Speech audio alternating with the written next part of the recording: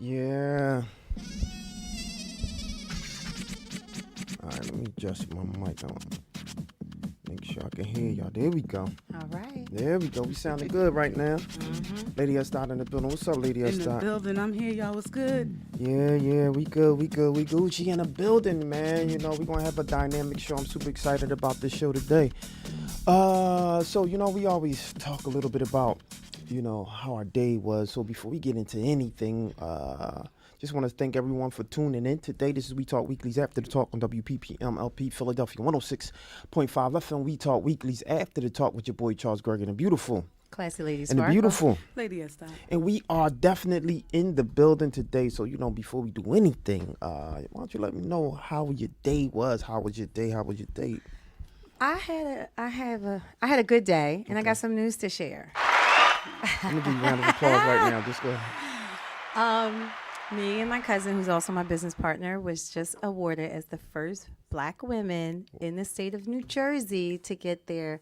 Not only do we have our cannabis license for retail, we also have our delivery license for a standard business. So now we will be doing like Door to door, huh? Yeah, like Uber do, like that. Yeah, it's gonna Like be Uber do. Yeah, Wow, yeah, like like Uber Uber do. do. Yeah, Wow, it's like gonna be Uber like do. you know, Wow. cannabis do. That's Yeah, dope. yeah. Shout out So to you. that was pretty exciting. I'm excited about that. Congratulations. Yeah, Thank congratulations you. on Thank that. you. Yeah, no doubt. Yeah. So that was my day. Okay, no doubt. Yeah. That was an exciting day.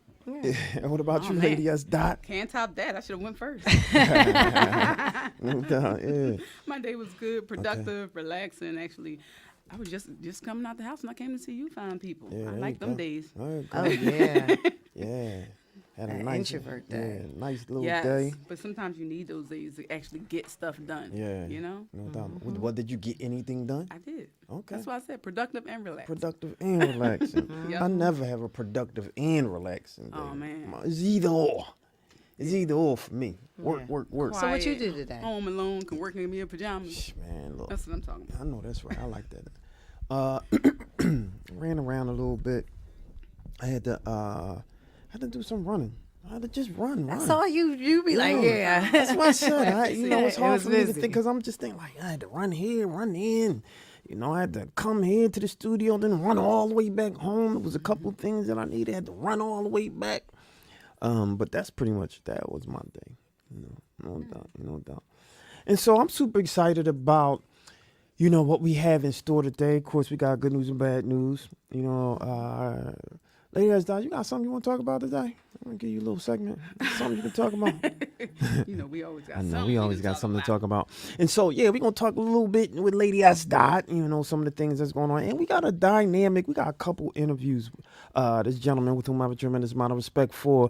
We're gonna talk a little bit about his music, and then we're gonna talk a little bit about this author that's coming in, right? And so he's gonna talk about his book, but we got a jam-packed day, jam-packed show for you today. So I don't want you guys to go anywhere. When we come back, we're gonna bring on our first interview. You know, I think that this is gonna be a dynamic conversation. I love the interviews. Why do I love the interviews? Because we get to talk to the good old folk.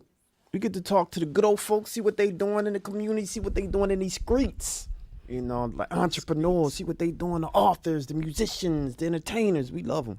We Talk Weekly. That's what we do here on the show. So I don't want you guys to go anywhere. When we come back, you know we got you. We'll be right back after the show. What's going on, you guys? This is Bridget Kelly, and you are locked into We Talk Weekly.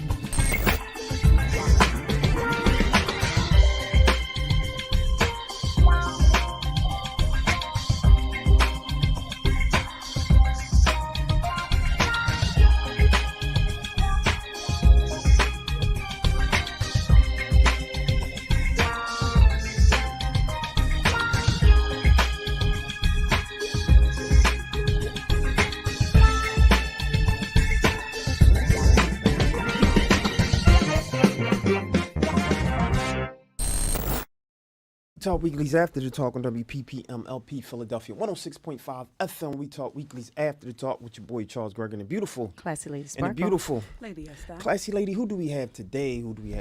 Today, see, in the studio, we have Diamond Black. That's BLACC. He's a proud Philadelphia native, rapper, and a star on the rise. His music, artistry has reached and continues to flourish globally.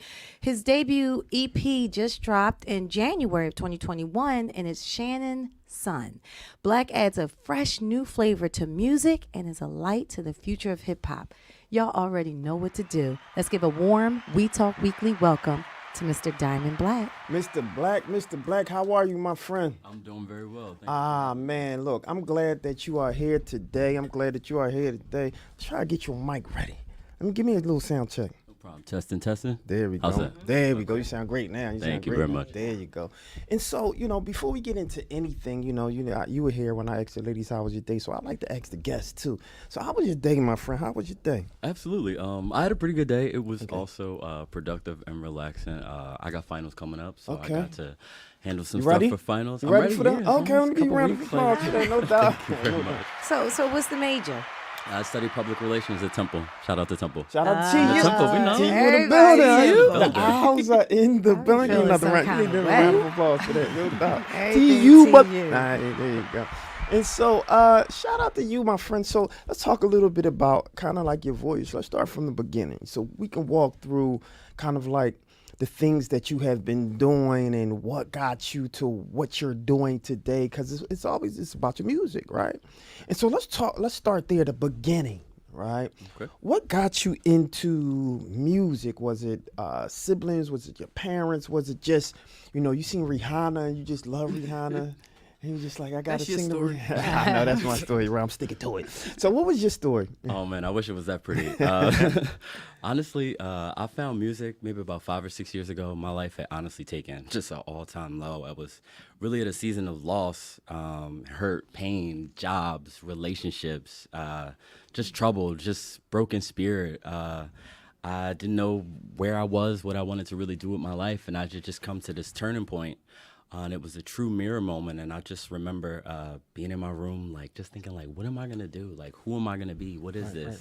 And the radio was playing, and I really didn't have anything else to do, so I'm like, you know what? Let me just write to this. Let me see how this turns out. Okay. It turned out well. I was able to write a freestyle in a couple minutes, and really what it did, it made me smile for like the first time in some years. It made me happy. It gave me purpose, and I'm thinking like, why am I doing this? Like, your life is upside down. You need to be looking for a job. You need to be praying. You need to be doing all of these things, which I was, but that was such a light and such a powerful force at a time in my life that I really didn't have anything. And so I kept going with that. No, fantastic. Yeah. Fantastic.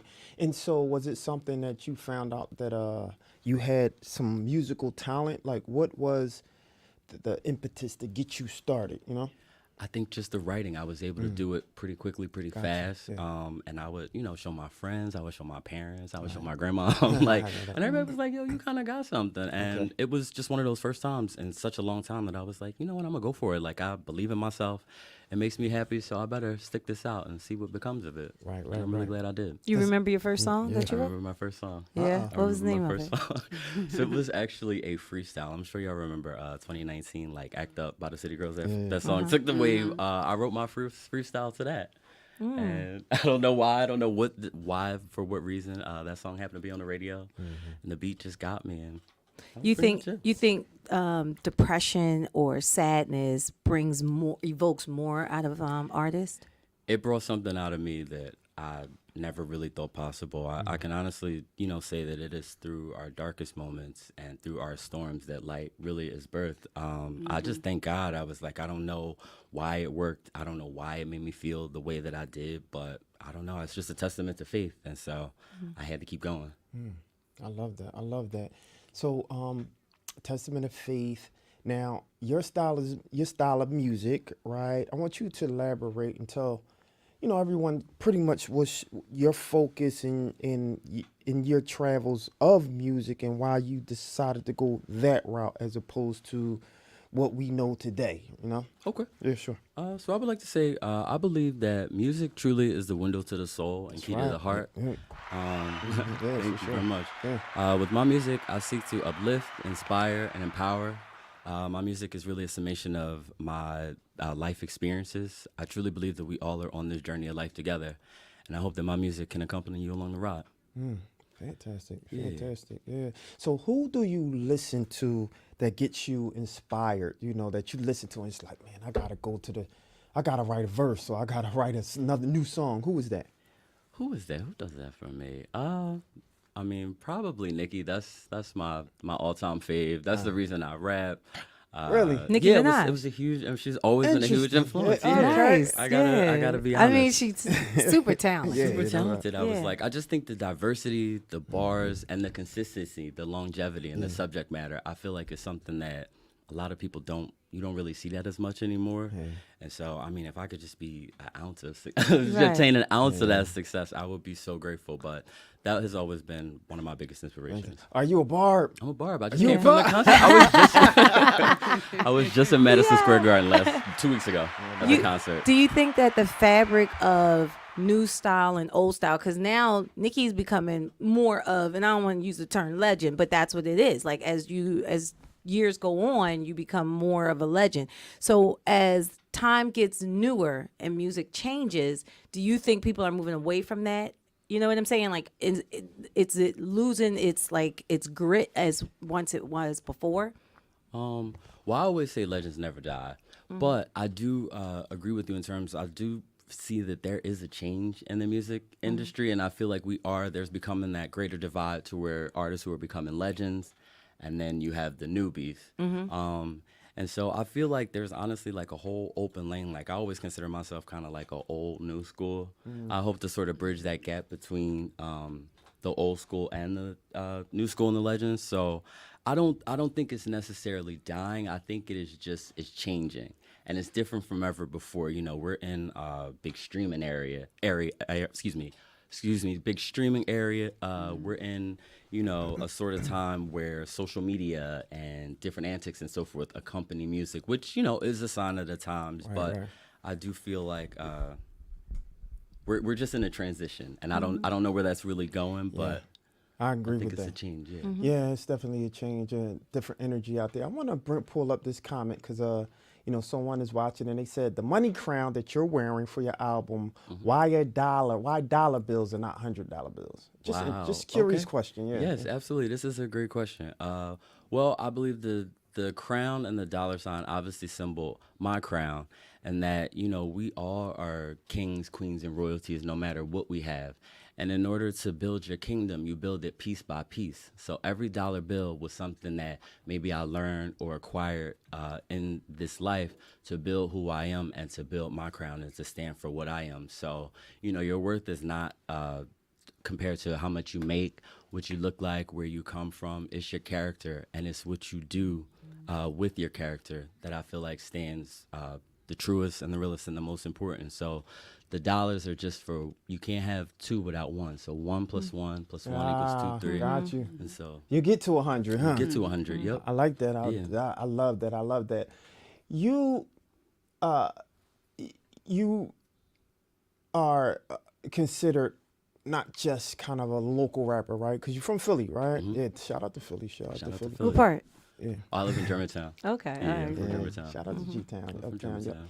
And so, all right, I'm gonna just back up because I want to get to your story, but you're here for a while, so I don't have to rush with that. Let's talk about the city right now and the energy in Philadelphia, especially as it relates to MCs and rappers and the hip hop artists. What's your take on that? What do you think is going on? You have your Quillies, your McMills, you have just other artists alone, just period. That's kind of, seems to be bumping heads and the energy is off. What do you think is going on in Philly right now? And do you think that we can do something to change that energy? Because honestly, I'm such a Philly person. I'm such a Philly boy, as they say, right? And I think Philly just has the best talent on the planet. And seeing a lot of the drama that's happening, it kind of derails us from the focus of our talent, right? And puts us somewhere else. What do you think is the energy that's going on with that right now? What do you think we can do to get out of that, Okay. Great question. So, first of all, shout out to every artist out Yeah. there pursuing their dreams and their goals on all 100%. levels and entities. I wish everybody the best because it's not easy. But I would, if I had to say what's going on right now, I feel like social media and the internet has put so much into us, and it's put so many untruths into us, and so it's made us compare ourselves to each other. And so I think that that reflects heavily in, you know, especially in music and hip hop right now. Everybody wants to be number one. Yeah, yeah. Everybody wants to have the most views, and so it's almost taken that's taking more importance and precedence over the music and really connecting with Interesting, people. yeah. And so I think a lot of, you know, these views, it's easy for us to go online and see what somebody else is doing and maybe think that they have more or that's better, even though we don't really know, you know, what they did to get it, what Right, it took right. to get it or so forth. And so I just feel like a lot of it has been such emphasis and competition with others that we really have forgotten to truly put, you know, the most important like energy time into ourselves. Right, And so right. I think that that's where a lot of the divide, I think that we think that if we encourage somebody or clap for somebody else that that's going to hold us back. Yeah. Or and so it's just I think the mindset has just changed a lot, and I genuinely feel like, you know, social media has influenced that. I feel like, you know, I think that if we all just continue obviously to stick to the music, but to really look outside of ourselves, because, you know, as an artist, to have the ability to make music is so awesome, but I think it's even more powerful and more of a blessing to be able to share it, because it really is an interchangeable gift. And I think if we focus more on sharing our gifts with the world instead of being so anxious to reap the benefits, things can maybe be a little different. And I love hope that. that they are. No, no, you can finish. Oh, no, that was it. Oh, yeah, no that was it. Yeah, that's how I feel. If it wasn't for music, if you couldn't sing, if you couldn't write, I know you mentioned what it is that you're doing in school. Some people go to school because of the monetary benefit for what you choose. But what would that be for your soul outside of music? What would that choice have been? I think definitely something in service. I don't know what capacity, but I do love people. I've always loved to help people and to give back. So I do know that whatever I would do, if it wasn't this, it would probably be heavily in some sort of service. I don't know what that entails or what that really consists of, but I know it would definitely be helping other people. Right, right, right. I can't but help notice the hat, right? The demons, right? What does that mean? Let's talk a little bit about it. Let's talk a little bit Okay. about So this hat is actually about one of my songs called Demons, and I know Right. it seems scary, it seems intense. Like, you got a Demons hat on? My customized merch available on my website, diamondblack1.com. But this hat, it's a song that I wrote called Demons, and really what it's about is overcoming adversities. We all Love it. go through so much. We all have so many struggles. We all have been through hell and back, and people don't even know. And so that's what, you know, demons are. There are fears, our anxieties, our doubts. And so what the song is about having faith in yourself, never giving up, and believing in God or whatever your faith source is, that you really can achieve anything. So the message seems a little scarier in, you know, in terms of physically and with the merch and stuff, but it's actually a very positive song. And so, you know, I like people to realize, like, you know, when you see it, you realize everything that you go through. When you look at it, it's red, it's blood, it's scary, but you can look at it as a way to see, like, damn, I got through that. I made it through. So that's what the song is actually about. Fantastic. Yeah. Speaking of music, right? Debut album, Shannon's Son. Let's talk a little bit about that. Who's Shannon? Who's Of Shannon? course. Right? Shannon? Gotta talk about That's Shannon. what I want to know. Who's Shannon? Well, Shannon is my mom, my best friend, my Good twin, who I love mom. very much, Your listening right now. twin, your Don't cry. I twin. told her not to cry. That's She's my trying to get baby. emotional. That's my baby.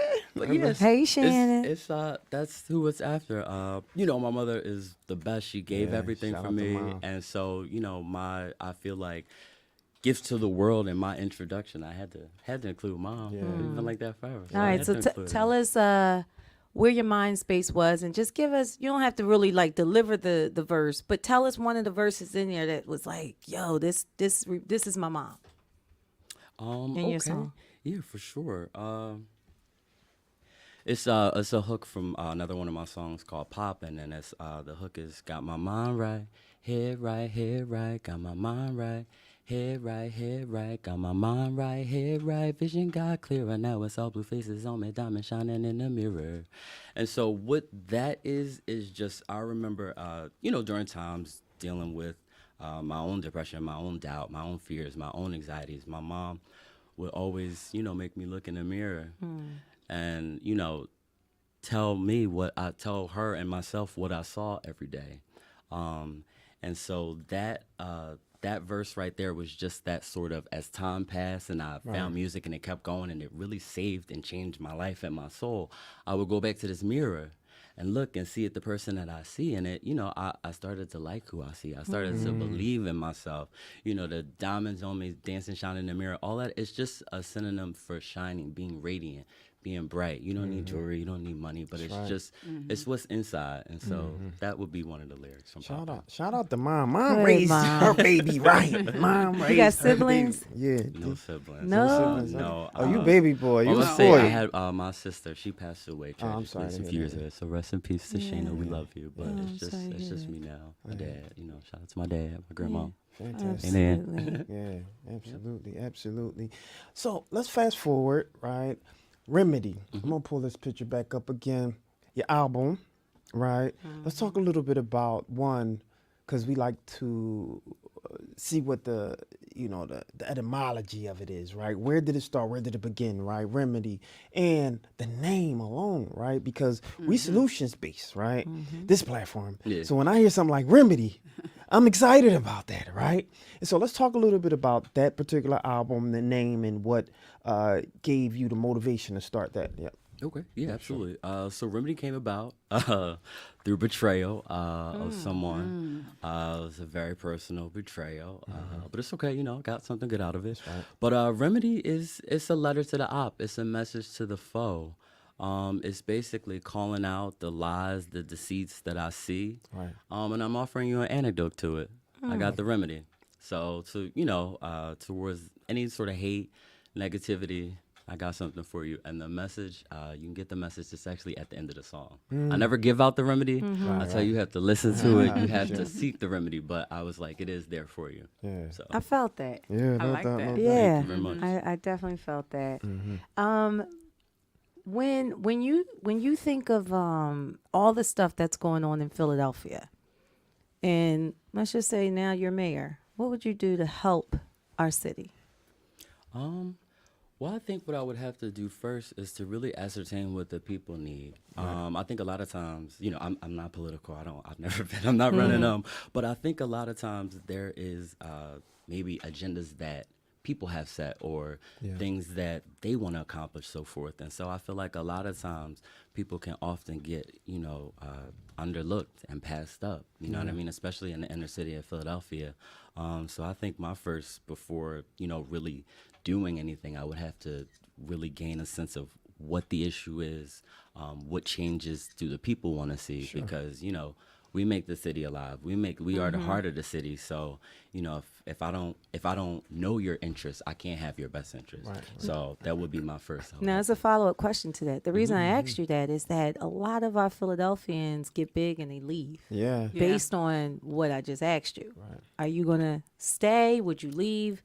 What would you do? Well, I would say no matter how far I go in this world, this is always my heart. I can never turn back or look back from where I came from, because it just made me who I was, and so much has happened I couldn't forget even if I wanted to. For sure. Right. Yeah. But, you know, it also made me who I am. So I feel like with any obligation or having any opportunity, you know, it's important. I was like, it's necessary to give back to where you came from. So whether that's me physically being here, being away, back and forth, I think it's just always necessary to stay connected. And that's something that I always want to do, especially with the city. We're gonna play this back, and you better not be in LA. Be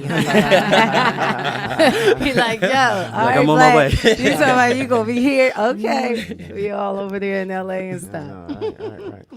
If you know, I like to ask this question, right? Because you're definitely a bright and talented young man. So Thank you kudos to very that. Mm-hmm. You know, we got to give homage to the moms, though. You know, and the dads that's out there, dads too. You know, because they help in the process. And so, for a younger generation who may be looking up to you, watching your moves, right? What would you tell, you know, a younger generation in order to, one, kind of keep them passionately involved in their craft, but also give them that little push to keep going? We all reach that kind of, I can't do this anymore point, you know, I give up point. But what would you tell them to keep them motivated to potentially keep going? Absolutely. I would have to tell them to believe in themselves no matter what. It's one of those things that's obviously easier said than done, but I feel like to grow, to be successful, to have anything in this world that you want, you need to believe in yourself, and you need to believe in yourself when nobody else does. You need to believe in yourself when they tell you no. You need to believe in yourself when they ignore you. You know what I mean? I was like, you just always have to believe in yourself. No matter what. And I was like, it will take you so far. I remember people used to tell me that, and I didn't know what it meant. I didn't know, how am I supposed to believe in myself? And a simple thing I did, I had to take it back to my mom. You look yourself in the mirror every day, and you say one positive thing about yourself. And even when you don't, if you start and you don't believe it, I promise you, keep doing it every single day. It will make such a difference in your life. Like, it will just truly change you. So I challenge anybody out there who's starting anything, in the middle of anything, and ending anything, to never give up no matter what, but to really look yourself in the mirror and say one positive thing about yourself every single day. That's right. Them affirmations, yeah. Absolutely. Affirmations. Yeah. From the business side, now you said that you're doing PR, right? Do you cover anything like independent labels or like the streaming? Like, what is the approach now in the I guess world we live in when you're starting? Like, you dropped a EP. What's that look like financially for somebody that you can still, get the word out? Yes. So absolutely. Shout out to, once again, everybody independent out there doing their thing. I see you. Keep going. I think everybody thinks, I know when I first started, I'm like, I don't even know how to write a rap. I don't even know how to write a song. Yeah, I wrote a cool verse, but where does it go from there? How do I do that? I think that with anything, it's just to start. It doesn't matter how little you have, how much you have, or in between, is to start. To use a lot of resources if you're in school. College is a great sort of resource. And if you're not in school, even, stations like this, there are local stations that will promote your music. Don't worry about a budget. Don't worry about how many streams you have. Don't worry about how many followers you have. Focus on what you have and pushing it out. And that can be sort of things such as word of mouth, email. You can mail some flyers out, just any sort of thing. I was like, you use what you have to get what it is that you want or what you're striving for, and to really not compare yourselves to anybody else or anything that's going on right now, because if you look to other people's standards for success, you'll never feel like you're good enough. So you just use what you have, no matter how little it is. I love that. I love that. And so, since you say that, how did you find us, right? Because you're talking to a community right now who will be looking at you, and you're saying strive and, reach out. So why don't you tell them the process of finding us and what you did to get on a platform like this? I think that would be great. Okay. So let me just say, when I first started, I had a phone that literally looked like it was ran over by the SEPTA bus. I had a speaker from Five Below, and I had a tablet that literally, it was trash. And that's how I created my first song. See? That was literally my first song. It was just a crappy Excellent. YouTube video. It was, but I uploaded that, I created my account, and so I went from there. And then from there, what I did was I looked up all the radio stations.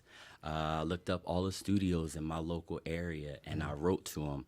I mailed letters. I work pretty close to here. I have come down here so many times. I have dropped flyers at the desk. Like, I'll be looking in the windows, like seeing if I recognize anybody. It's just persistent. Persistent. And I want to tell people, I was like, the amount of losses, and when I say losses, don't look at it like that. The amount of lessons that I've gotten out of this is priceless, because you will see more failures than that. Keep success. talking. That's Yeah, right. you will. It'll keep. So you'll get 10 million rejections. I can't tell you how many times I rejected, but one place said yes, and here I am. So thank you, We Talk That's People. right. Yeah, you Absolutely. keep going. Do you know how many times we've heard that story though? Damon Yeah. Feldman. Like, we've heard that story where even on the political side, people who felt like they didn't get, the word out on who they are and what they represent. And then when they come here, they're very grateful because it helps. It definitely does. So Yeah, fantastic. Well, kudos to you with, pursuing and enduring and, getting the door, quote unquote, slammed in the face. Because, we all get that, right? Even We Talk Weekly, when we're approaching major networks, everyone get the told no, right? One of the things that I never will forget was the saying that Will Smith said. He said, everyone is going to fail, but you got to fail forward. Right? Learn from what you fell from, right? And then do better, right? And so kudos to you. I really want to salute you in the things that you're doing, how positive you are in being able to inspire the next generation, right? And a generation to come. So before we let you leave, man. Can I add something? Yeah, there real sure, quick? absolutely. Yeah. I just want to add to what Will Smith said as far as another quote he said. He said, if you wasn't there during my struggle, don't be there during my success. I know that's right. Absolutely. So Love it's that. like, you Come know, back. You wasn't with me That when I a was shooting one-way in the door hill. You chose. listen. So, but go ahead, see. No, go ahead. I love that. Yeah, I just wanted to add it because it definitely, especially after what you've said and where you've been, you know that when you make those calls or when those phones are slammed in your ear or somebody slamming that door, like, okay, I'm gonna see you, I'm gonna see you again, and I'm gonna see you from a different angle this time. Fantastic. You know what? I'm gonna give you one of my special questions. I think because you zoomed through this interview, you answered all the questions, which is great. Kudos to you. Media coaching, great Thank job. you very much. I Absolutely, appreciate absolutely. everything. What's your exclusive? Yeah. Okay. I actually- That's what I- he do. He do just like that. That's what he about to do. Yeah, I do. So, right. I want you to dig in your bag, right? Deep in your bag, right? And tell us the one thing that no one else knows about you. I mean, I know you mama's baby boy, but the one thing you kind of tuck under the pillowcase from her, right? Tell us the one thing that no one else knows about you that you could tell us today. Okay. This is it's a little embarrassing, but I'm gonna go ahead. It's Okay, okay. so when I was a kid, I grew up in California, but I used to live there. We had a lot of earthquakes, and so we had a lot of earthquakes, and so I used to be terribly, terribly scared when the windows would shake and everything would start and vibrate and so forth. And I don't know why, I used to think if somebody was knocking on the door, like trying to get me. So I swear to this day, whenever it rains or if I'm like alone and the windows shaking like it's storming, I'm literally under my blanket, like, looking like this. Like sometimes I have to tell me, like, you're a grown man, like nobody's coming, but I still, so it's very weird. Like, That's funny. I like that. That's so cute though. Yeah, I like that. Well, what happened when this past earthquake? We just had like a little a earthquake here, 4.7, 4.8. Now, okay, so Flashbacks. that when I'm at work, and I'm like talking or something on my phone. Everybody's like, "Did you feel that?" I didn't even feel it completely, like it missed. I think I saw my water shake. So that one, I guess, saved me. I didn't have to embarrass myself at work. They might know now, but luckily I wasn't really paying attention. That's funny. That's funny. So, how can they get in contact with you and find out more about, your album? Let me pull this picture up again, because I want people to see the things that you're doing.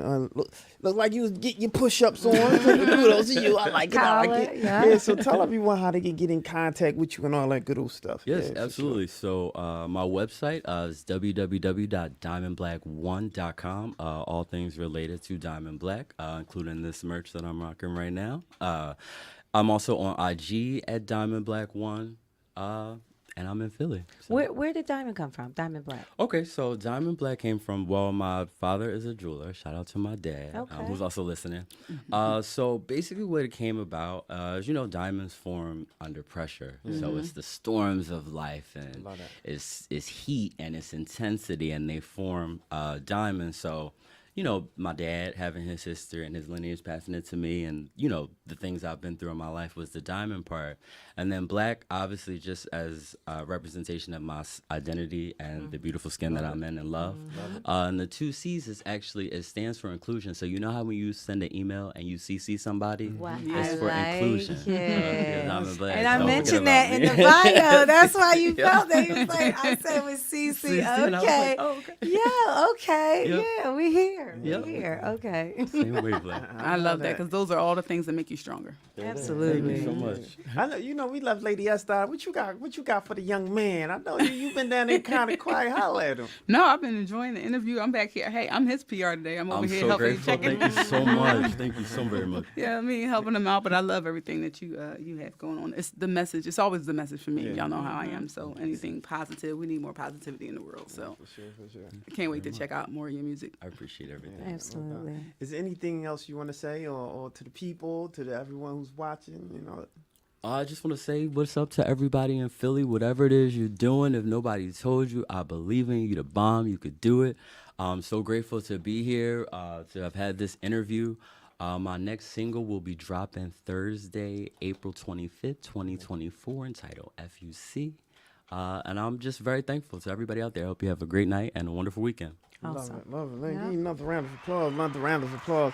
All right, ladies and gentlemen, I don't want you guys to go anywhere. That was my guy. One thing that we say on the show is once you come to the show, you're a friend to the show, so you're always welcome to come back. Yeah. Appreciate it. And so, yeah, you scored on this one, and so, yeah, we'll make sure that, we'll promote your stuff and all of that. And again, you're always welcome to come back to We Talk Weekly. So I don't want you guys to go anywhere. When we come back, you ready for some good news, bad news? I am. All right. We're going to come back. We're going to do some good news and bad news with Classy Lady Sparkle. All right. So I don't want you guys to go anywhere. I'm your boy, Charles Gregory, with the beautiful. Classy Lady Sparkle. And the beautiful. Lady S. Dot. And my guy. Diamond Black. And we'll be right back, y'all. What's going on, you guys? This is Bridget Kelly, and you are locked into We Talk Weekly.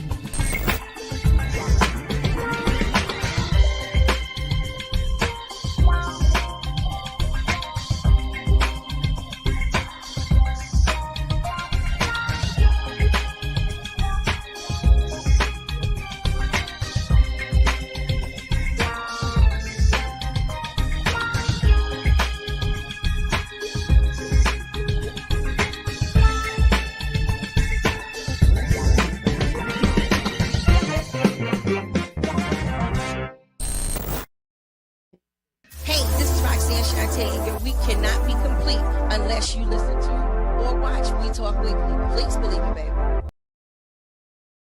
We just want to get a little background as to who the Fantastic Noise is and the noisemakers. If you can let us know. Yes, absolutely. So once again, I am Fantastic Noise. I am the original noisemaker, so no one's going to make as much noise as me, okay? And right here we have the Noisemaker Band. This is only half of it. The other stuffs are upstairs. My Kevin Lamar, Lonnie, and Dobbs, who are the actual band members. These are the background singers. And we came to make some noise. We came to bring that noise today. That's what we try to do. That's it. right. Yeah. And how did you guys get together? Oh man, so it started with, I've been doing this on my own for almost 3 years now. And man, I guess each of these people here have different background stories. Most of us went to the same church together and we just kept going. This one, her here, this is one of my assistants here, one of like my biggest supporter, my biggest shooter here. She's an assistant. So we just been building, and the same thing with upstairs with the band, just meeting through people, kept networking, kept seeing, and it was just like God ordained. Bam, here we are. Awesome. Yep. Well, could you guys do We Talk Weekly a favor? Yes. Can you give us a drop in a melody type way? Oh, a melody type way? Yes. Okay. So We Talk Weekly? Yes. Okay, so we're going to do something like this. We Talk Weekly, come and hear us. We Talk Weekly, come and hear them. We Talk Weekly, come and hear them. We Talk Weekly, come and hear them. We Talk Weekly, come and hear them. We Talk Weekly, come and hear them.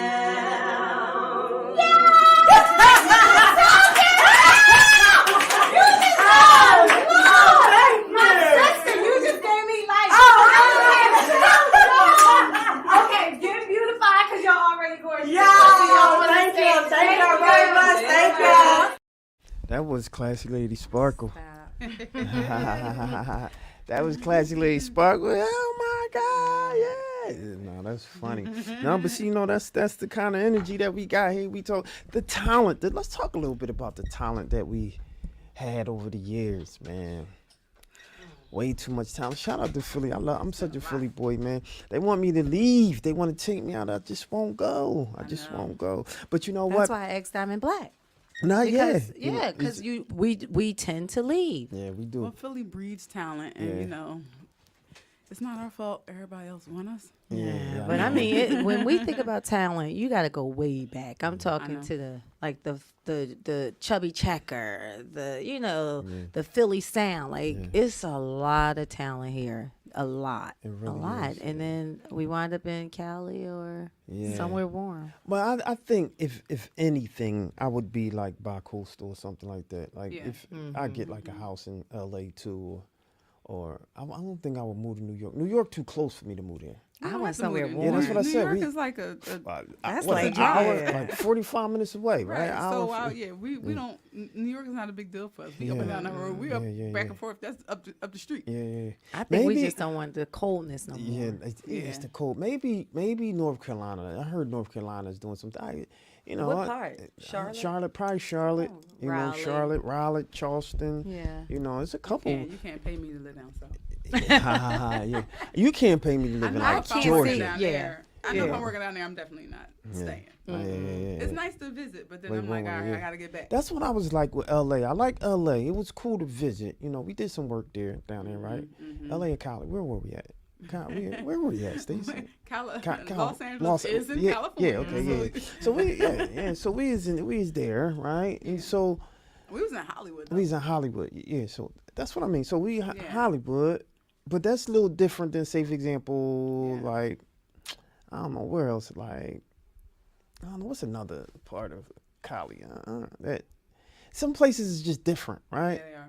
You know, and Like so Watts. like Watts is like if I move to Watts, I might as well stay in Philly. I know. Like, what do Yeah, you Crenshaw, mean? like what's Right. shopping? It was so funny because I might as well stay in Philly. When we went over there, everybody kept asking about if we had a blue or red and the whole thing. I was like, listen. I Oh, said, the colors. I don't know about. I know because a lot of times that's what people think initially. Yeah. And I was like, I didn't really think about that. Yeah, I was like, yeah. I'm in Hollywood, so I don't know if it matters. Yeah, no. Right. I'm like, I'm working. Yeah. So I we don't. didn't really explore the hoods over Yeah, there. yeah. Which is I different. would like to highlight the hoods though, Yeah, like yeah. you know that. I mean, the hoods that's going to accept, right? And so, I was going into the hoods to get food. Yeah, though. yeah, You know, yeah. that's where the good food Yeah. but see, I want to I'm highlight the good. folk. I know. like the folk though. Like, you know, it's one Yeah. thing to be like, oh, I'm a Philly ninja. You know what I'm saying? I want to be the Cali ninja. Let's talk. Let's kick it a little bit. Take me around, that type of stuff, and really explore. But I think it's one thing that we need to do is more exploring. But I think we need But to. the culture there is different. Like Yeah, it's it is. almost like if you go in their hood, they're like, "Who did you get permission?" You know what I'm saying? It's a little different. So Yeah, but you know what? I think I was talking to I know a couple people.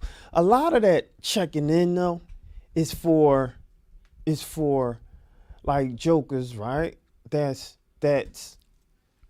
claiming to be someone, flying in other people's city and not like giving love to them. You can't do that. Like you can't say, for example, I'll just use Meek Mill for a minute just because everyone know Meek Mill. You can't be Meek Mill, right? Talking about this, you that, got $1 million, this, that, and the other. You going in somebody else part of town. Now, you go in somebody else part of town, you think it's all right not to check in with one of them boys that potentially can make sure that you Gucci? So I don't see nothing wrong with that. Especially if you cool Yeah. with other rappers that's from around. Why wouldn't you want to check in, right? Not saying that you a coward or a chump or nothing. Like it's just like, yo, I'm coming through. Like everything gonna be Gucci. I want to slide. I'm rolling with you, so I'm checking in with you.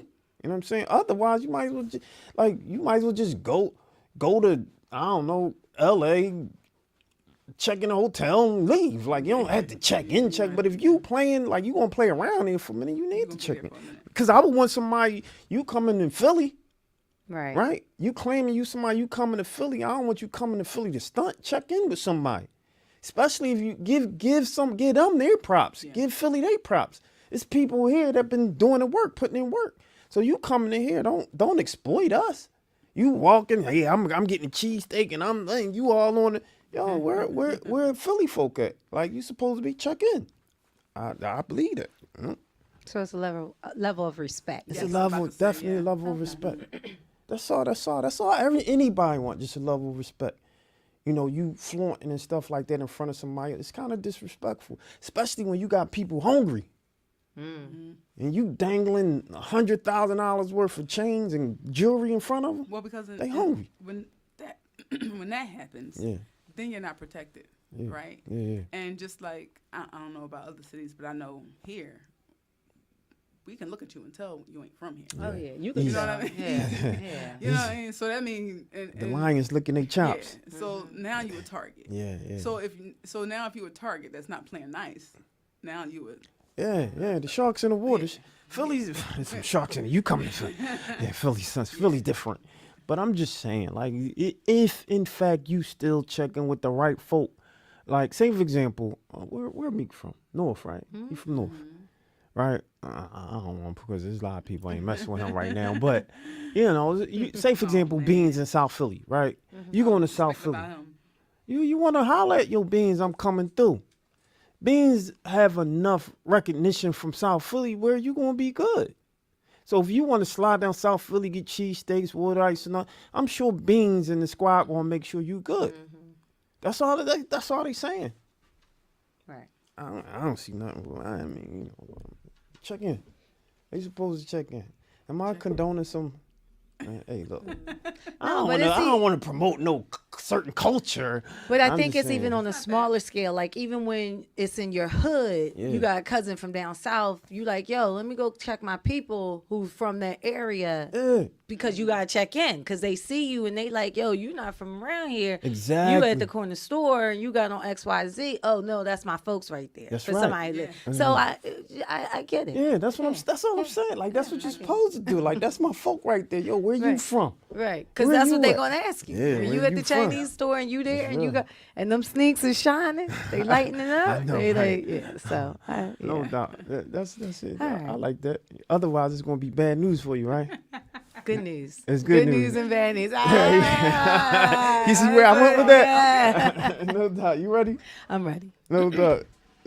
Bad news is Give it to sparking me.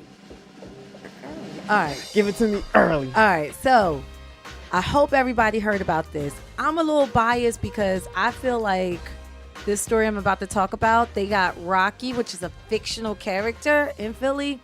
But anyway, Bubba Chuck was happy. So Allen Iverson, a basketball legend, renowned for his tenacity and skill, has truly left his mark on the NBA and the city of Philadelphia. Standing as just 6 feet tall, Iverson on court dominated, was unmatched, earning him accolades like the NBA Rookie of the Year in '97 and the MVP in 2001. Shout out to y'all. Yeah. Recently, the real AI, right? Recently, the Philadelphia 76ers honored his legacy with a statue, placing him among other greats on the Legends Walk. Though the statue's size, I don't know if you guys know, that placed a huge debate because of the size of the statue. I mean, he's 6 foot tall, but you ain't gotta make it like. Did you hear about the size of the statue? No, but I'm looking at it. It looks small. It's That's yeah. tiny. It's however, Iverson's impact goes far beyond the dimensions of that statue, symbolizing his unforgettable contribution to the game. Reflecting on the honor, Iverson said, "This is such an honor, man. I promised myself I wasn't going to cry, but thanks to everybody for coming out." As we celebrate his achievements, Iverson's legacy continues to inspire basketball fans everywhere. I seen him took his hand and he put it over top of the head of the little statue and he kissed it. That's good. I mean, but again, I think it's a great, great homage to him. He really did. I think Philly, I think Virginia definitely needs statues of him because even with the fashion, even the skill set that he brought to Philadelphia. But again, you got a fictional character who never exists that's a boxer, Rocky. And how tall is that one? It's humongous. It's pretty big. It is humongous. It's 'Cause huge. This statue right here looks like a little boy on a pedestal. Yeah, it's tiny. But I do understand the stance of it because he played like that. He was always low, right? Yeah. And even though he wasn't as tall as the other players, but he was always. I think Well, it's that's the the building. crossover. Yeah, That's the crossover. Yeah. That was his. That was his. Yeah. That I was think, him. but I think the dimensions was based on where it's at, Yeah. the location. That it couldn't be of a bigger dimension, not because they could have still did the exact same thing and magnified Right. it, but based on the building, based on the logistics of where it's at, that's why the size of it was that. Yeah. It's But- what is it called? What's the walk again? It's called The legend. Where the Legends Walk. Yeah. So where it is, Dot Julius Irvin Yeah. got one there. His, and how big is his? His is about the same. All of them Yeah, are it's the the same size. Yeah. All of them the same But because size. he's already small in stature It too. just looks a little small, but I mean, yeah, No it ain't, shade. yeah, no shade. No Yeah, shade. but it's still an honor, I think. No. And he showed humbleness. Yeah, that's He what's up. showed appreciation. I think he also joked about, not saying it, but looked at the size, and that's why I said he kissed it. So I think it's an amazing honor. We're just having conversation about it. Yeah, it's overall. pretty small. But shout out to AI, man. He's on the Legends Walk. That's me. It's way long over. I think the problem that most people are having is that it's long overdue. Yes, It's kind of that part. That should have happened a long. It shouldn't happen now. Right. So because it's so late, people looking at it like, you waited this long, Mm-hmm. and this is all you do.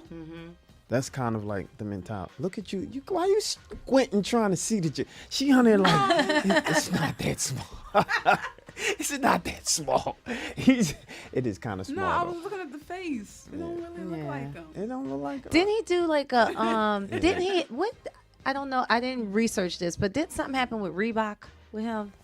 Like He had a he had a sneaker with Reebok, Yeah, he did. but it was and a contract or he something. had a contract that matured when I forgot who made the deal with it, but it was a contract that he made where once he turned, I think 25 or 30, then they'll give him the rest of. It was millions. Yeah, it's like, maybe it was like, cause he just kind of got it, and so maybe it was like, how old is AI? Mid 40s. Yeah, so I think it was like 30 or something like that. And once he Okay. turned a certain age, He gets he the get this like lump sum of money, which actually worked out, and that Oh, was a good look. absolutely. Yeah, because that sounds like a CD. Yeah, how about Like, that? Right? yeah, Yeah. you can't. And so so touch it. they had to give it to him, and so I was excited about that. If anybody watching right now can give more context to that lump sum of money that He's AI 48. got. Yeah, he's 48. Yeah, Oh, he's late yeah, 40s. Yeah, he's late 40. And so I think it was, I mean, literally he just received it. I'm gonna say like a few years back, from my understanding. And so he stopped. When did he stop playing? He stopped playing 30, 31, 32? How old was he when he Yeah, stopped yeah, playing? when he stopped playing. And so he stopped playing at, I think it was like 32 or something like that. I could be wrong. Okay. And so that meant, it had to be like his 30s. He stopped playing. And so he's 48 now. So it had to be like, I think like 10 years or something. I can't remember exactly, but Okay. he got like a nice lump. It was a pretty Yeah, decent yeah, I lump sum heard of money about that he that. got. And so I think they need to be doing Shout that with out. all the players. Yeah, you because know, you're in give your them youth. Yeah. Exactly, because all you're going to do is blow it. Right. And And then so- do stipulations if they were to pass before they reach a certain That's right, age that's on right. how the money is allocated. That's right, yeah. No. All right, so y'all want to talk about some more Philadelphia natives that just makes Philly proud. Listen, I need as much Philly good news as we. This I can now get. I'm just putting all this good news out there. Yeah, Let's get this it. this is some good news. So in the heart of Philadelphia, on April 7th, 2024, it's now a historical day. Not that it happened in Philly, but for a native of Philadelphia. Her name is Dawn Staley, a native daughter of Philly turned basketball legend. She received her third NCAA Women's Basketball Championship victory.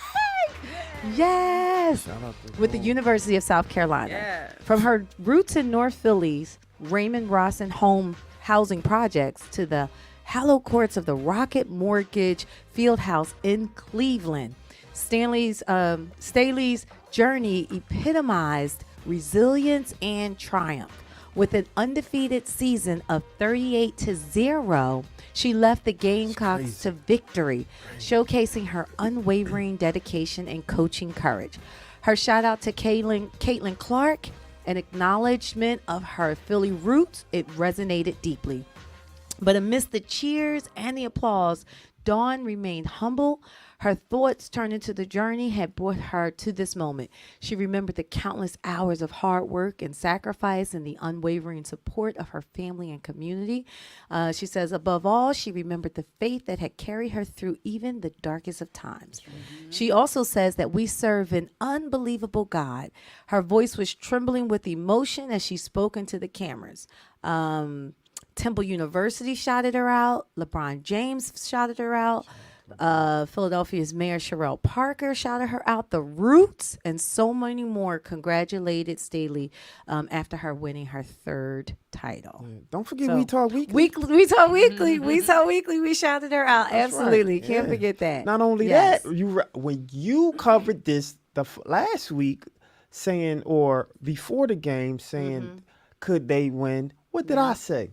Yeah, you said you was like, it ain't happened yet, but Sizzle talked about it. That's Yeah, right. That's yeah, right. Yeah. So when I said absolutely, and the way that they would do it is the defense and shut Caitlyn down because they're not used to it. Yeah. Y'all can rewind. Y'all can rewind what I said.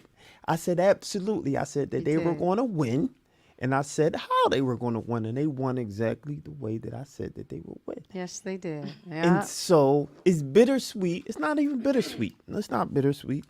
It's exciting for Philly's own Dawn Staley. We always was a fan of hers. I attribute, honestly, the visibility of women's college basketball, a lot of it goes to her. Yeah. Because a lot of us was watching based around Dawn being there in her voyage. Right? So not only that, it was her team that was throwing out the upsets. Her team.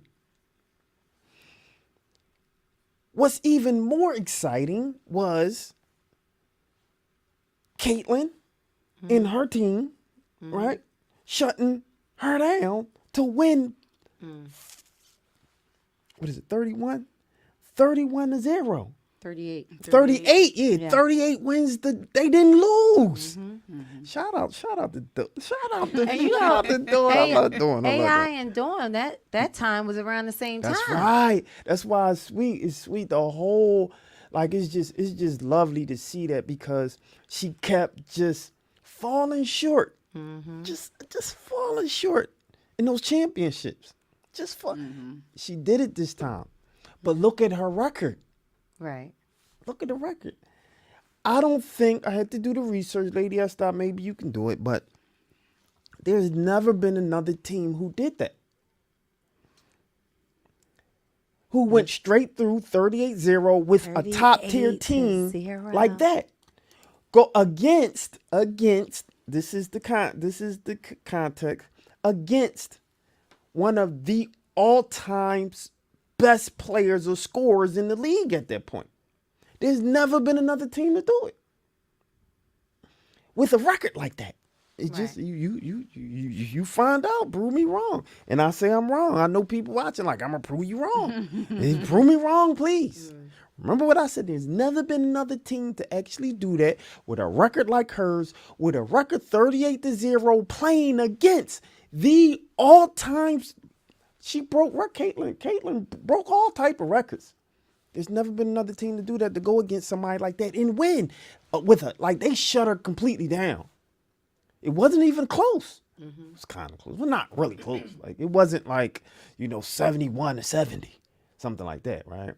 But yeah, kudos. I'm just excited for. I'm a fan of. We need to Dawn have a Staley. parade or something. I'm sure they need to do that, and they need to give her. They need to give her, Her a statue. A statue. Yeah. That's exactly what I was going to I say. A agree. statue somewhere in North Philly, where she's from, Or a street. or a street. Yeah, Yeah. definitely name a street after Dawn Staley. Just Dawn Staley Street, right? Somewhere in North Philly. But definitely give her. She needs a statue here in Philadelphia. Our now honorable mayor, she can make that happen.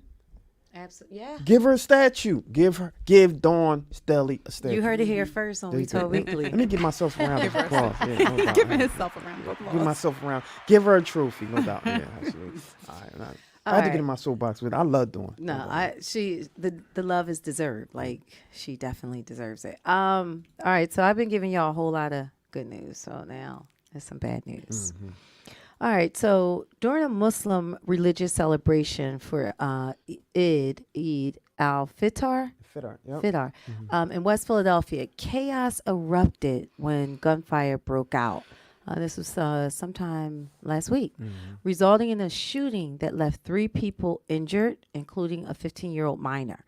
The event was meant to mark the end of fasting. It quickly turned into a scene of panic and fear as shots rang out near Philadelphia Masjid Mosque.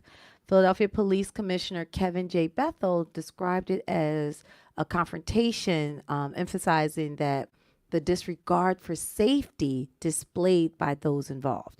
Mayor Sherelle Parker was disturbed by the incident, and she promptly reached out to Iman Quasir Abdullah and other community leaders to address the escalating tension. With 5 individuals, including the teenage shooter, who are now in custody, and their firearms were recovered, authorities were determined to restore calmness back in the city. Despite the tragedy, the Iman Abdul expressed hope in finding a path forward to help the community and prevent future violence. There was heavy security that day. Security measures were in place, but despite their presence, the officers couldn't prevent the outbreak of violence. Yeah. Now that part, from what I hear, I have a lot of family members who are Muslim, and they were there that day. What I've heard is that the officers were walking around thinking that they were the stuff in a pack. They weren't dispersed at different parts, like spread it out. They were all together. So maybe they, and again, this is only from it was a handful of people who gave that same observation. And that kind of stuff, don't take things lightly. Oh, it's not going to happen here. Unfortunately, you have to be ready so you don't have to get ready. Yeah.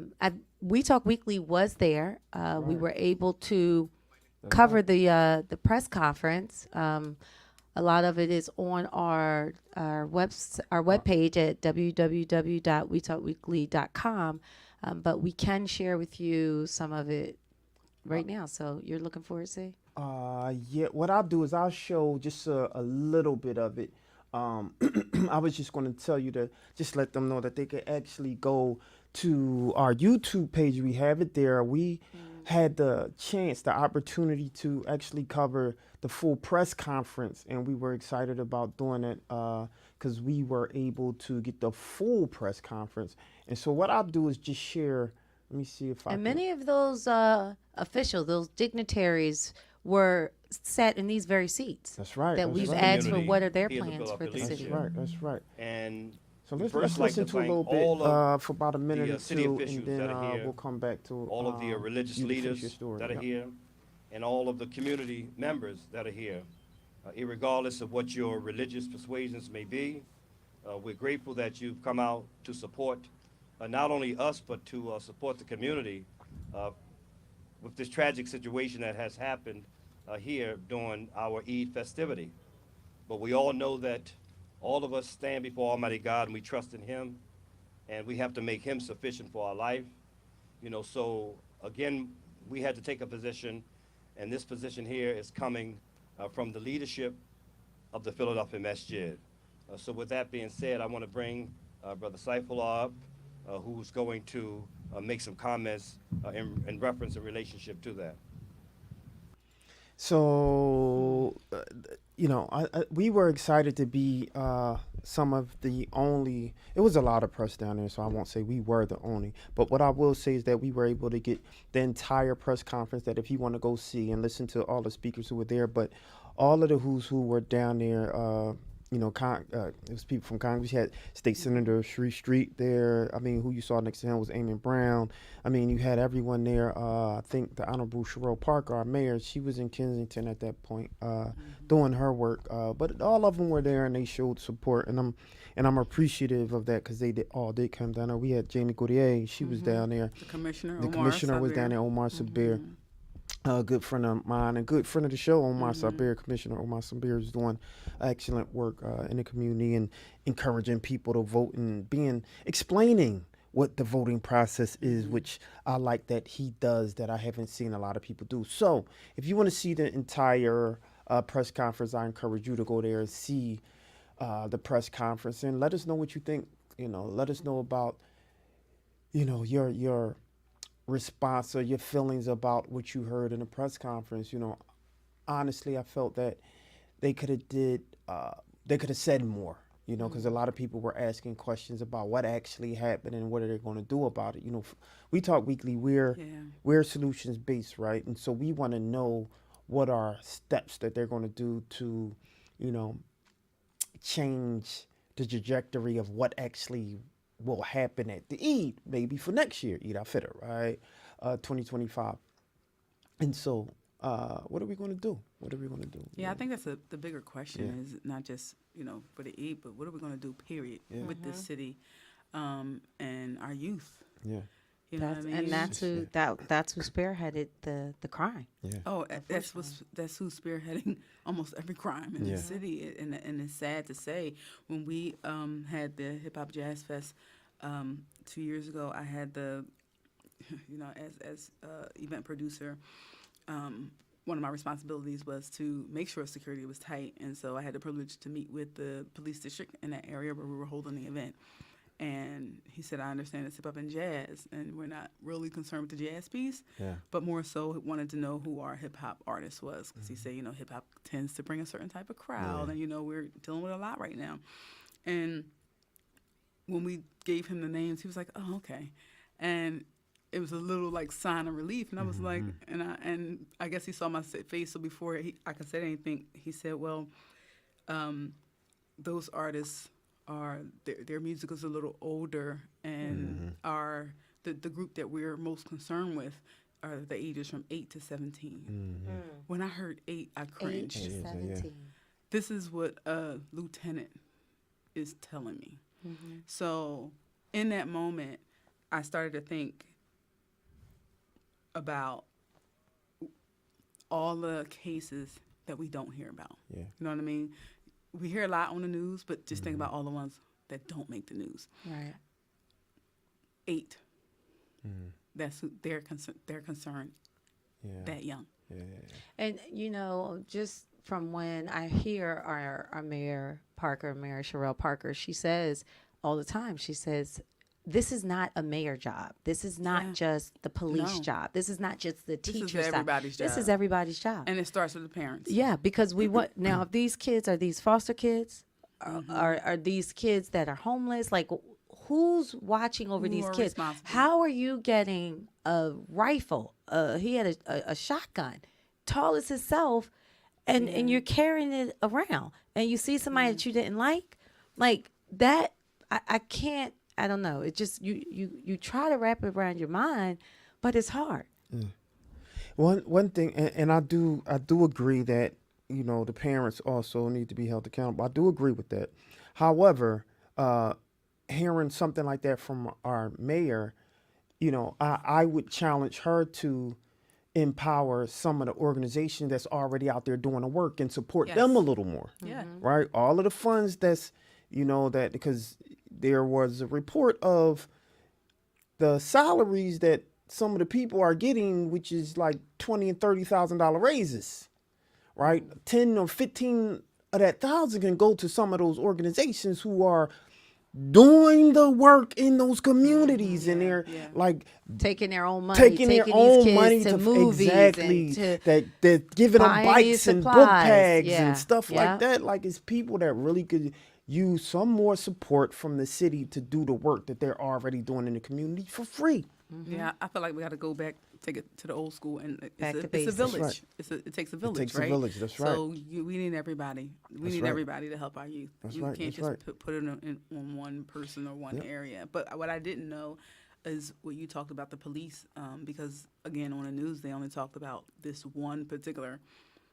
When everything broke out, they was like, well, we already have a car stationed there, right? And it was just one car, and it was just one officer, which was a female, and she was by herself, not even with a partner. And she was the only one that they was showing. So I didn't even realize there were other people there because my thought was, process yeah. was, how come there wasn't more? So, Yeah, and that was I don't want to say bad reporting. I just say Yeah, that was yeah. a oversight. And Yeah. that's what happens when we talk about visuals, right? Yeah. Media literacy, we talk about visuals. So there were other police that was there, and thanks that some of the cops were there, and there were other security guards too. The reason why more people didn't get hurt was because of that. Yeah. Right. And so I want to give them their props for handling that, and some, regular citizens that was out there that did their did Yes. their due diligence to try to quell the violence. Right. And so we got to give them their props too. But that's what I mean. Yeah. Support those who are in the community doing the work. Now, Yeah. for the most part, out of all of the assailants, it was male children. Yeah. It was one young lady. There I was a think young that- lady in there, She too. was Yep, in there. that's She right. was in there. But my question more so is, there was a time where the OG of the neighborhood, or like the onk, like they were taking these kids and saying, hey, like checking them. These rules don't apply no more. Like there was a time where people didn't shoot up public places in Yeah. broad daylight with police standing right there. Yeah, like No, there's no respect for anything or anybody anymore. That- that part. No I mean, there used respect. to be rules. It Yeah. used to be rules. No women, no kids. right. Yeah. No women, no kids. Now, you seeing kids getting shot. The kids are doing the shooting now. The kids are the ones doing the So shooting. those are the ones that we used to protect. Right. They're Right. the ones that's They doing don't the want, shootings. right? Yeah. Because You know, it's getting also younger and it younger. was, hey, you put your hands on me, I'm calling DHS. Yeah. Like, Which there's is no also fear there from the parents. Exactly. I When think we that's a grew problem up, too. If I yeah. saw another adult walking past, it didn't matter if I knew them or not. Oh, I yeah. straightened up. You know what I mean? Because if you're doing something wrong, if you were doing something you knew you wasn't supposed to be doing, because you got called out on it. exactly. So it didn't even matter if it was your parent or a neighbor or anything. Any adult, right? Right. If they don't have respect for their own parents, they're Right. not going to have respect for any other adults outside of them, which is why that's the reason why I say it starts with the parents, because you have to teach them something when they're, I mean, how are they born and they get to the age 5 and then they get to the age 8? What happened for them to tell me age 8? An 8-year-old, how are they already out there? Yeah. See, that's the thing. You see how you're kind of, it's like unfathomable. I don't like you're like, you understand. can't understand. But that's the problem, right? So the How does that problem happen? is that the some of these policymakers just don't understand it. So they're trying to create policies over things they don't don't understand. understand. Right. So guess who does understand it? People a little younger that's in the age bracket. Bring them to the table. Yep. Some of the stuff Right. to me is kind of like it's easy. It's so easy. It makes sense to do, but you just don't want to do it. Why not? So then I argue, Is or it job security? maybe job security. But then I argue like the why not? Why aren't you doing this? Yeah. Because I'm a little smarter than a 5th grader, but it's people at the table that are smarter than me. So if I know that you're smarter than me, which is the reason why you got the job. Why aren't you doing something that's so simple? Then what is this, right? Then I feel like it's an agenda there. So that means we it's always an gotta, agenda. yeah, of course. So we have to continue to do our due diligence, continue to find the solutions to this stuff. And as long as we talk weeklies here on the planet, we're going to continue to try to get to the bottom of stuff. What's the solution? Solution. And we should always think of that because it's easy to point fingers. Yeah. It's That's easy true. to point fingers and say, this is the problem. But how can we fix it? Well, we have a couple ideas here, right? Yeah, that part. All right. Well, that was the good news and bad news, but I would be remiss to just speak on the recent death of O.J. Simpson. O.J. Simpson recently passed away. I also believe we didn't speak about Louis Gossett Jr., Oh, first yeah. black man to, I believe, win an Well, you're doing it now. Oscar. Go ahead. Yeah, yeah. Give him a So shout out, little just flowers. just from the media perspective, they were in the media, so we want to hopefully we can cover a more in-depth story of their backgrounds with the Sizzle Entertainment News.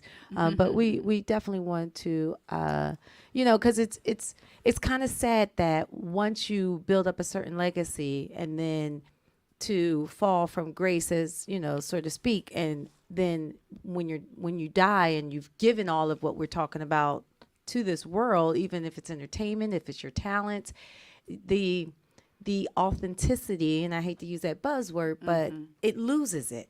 You know, it's like here he is. What's OJ's orthogonal? What's his name? Orthol. James Simpson. Yeah, and it seems like when you know, he was an actor, he was he was an activist, he was a NFL player, and now, you know, I believe that he's really passing on as a murderer. You know, Yeah. people are already saying, you know, allegedly, but they've already coined him and saying, hey, I think I saw the tweets underneath like, oh, did you really did it? Did, you know, give us closure? I believe Jenner. Give us closure. Yeah, Caitlyn Jenner said good riddance, I believe, under some type of tweet Caitlyn Jenner put out, good riddance. And then someone clapped back at Caitlyn Jenner and said, and Caitlyn Jenner, just for people who may not know, is the Kardashians' mom. So Yeah. this is one of the things I wanted to talk a little bit about, and one other thing, but Caitlyn Jenner was the first from the Kardashian family. Yeah. So Caitlyn Jenner, former, I don't remember. I don't the former either. name. As a Wheaties. He used to be on the Wheaties. He's their father. Right.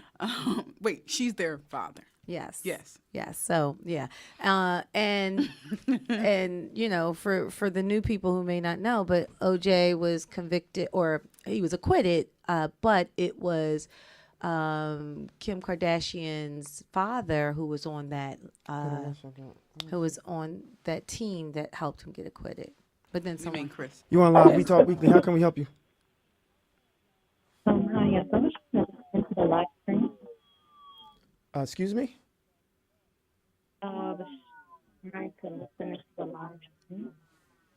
We can't hear you. Why don't I you think it was the live stream. I heard live stream. something about live stream? Yeah. We are live streaming right now, and we'll be done shortly. Continue to watch. We really appreciate you. It's something with your signal that we can't hear you, but thanks for tuning in to We Talk Weekly. Aw, I know, wish I right? could have That's a heard it. shame. Yeah, I know. But if right? you can still hear us, you can type in We Talk Weekly anywhere, everywhere. And you can live stream us. You can go to our website at www.wetalkweekly.com and watch us live. So We Talk Weekly after the talk. Don't go anywhere. When we come back, we have someone with whom I have a tremendous amount of respect for. We have our next guest Awesome. who has been patiently waiting. So don't go nowhere. We'll be right back, y'all, after this.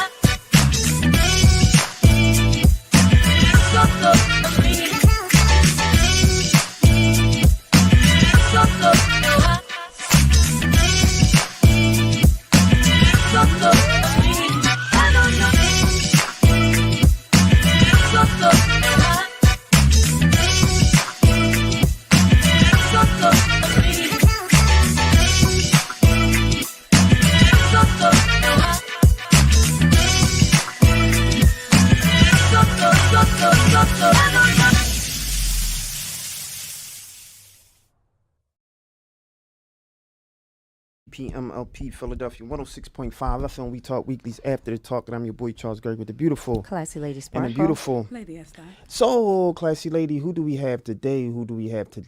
Today, our special guest is the Reverend Dr. Rodney DeWitt Robinson Rogers. He leads Christ of Calvary Covenant Church in Philadelphia since 2002, spreading a gospel message that challenges traditions and emphasizes justice and Jesus Christ's importance. In his groundbreaking book, The Soul's Journey, Navigating Life Challenges, Pastor John Smith explores the depths of human spirituality and offers profound insight into overcoming adversity. You already know what to do. Let's give a warm We Talk Weekly welcome to Reverend Dr. Rodney DeWitt Robinson Rogers.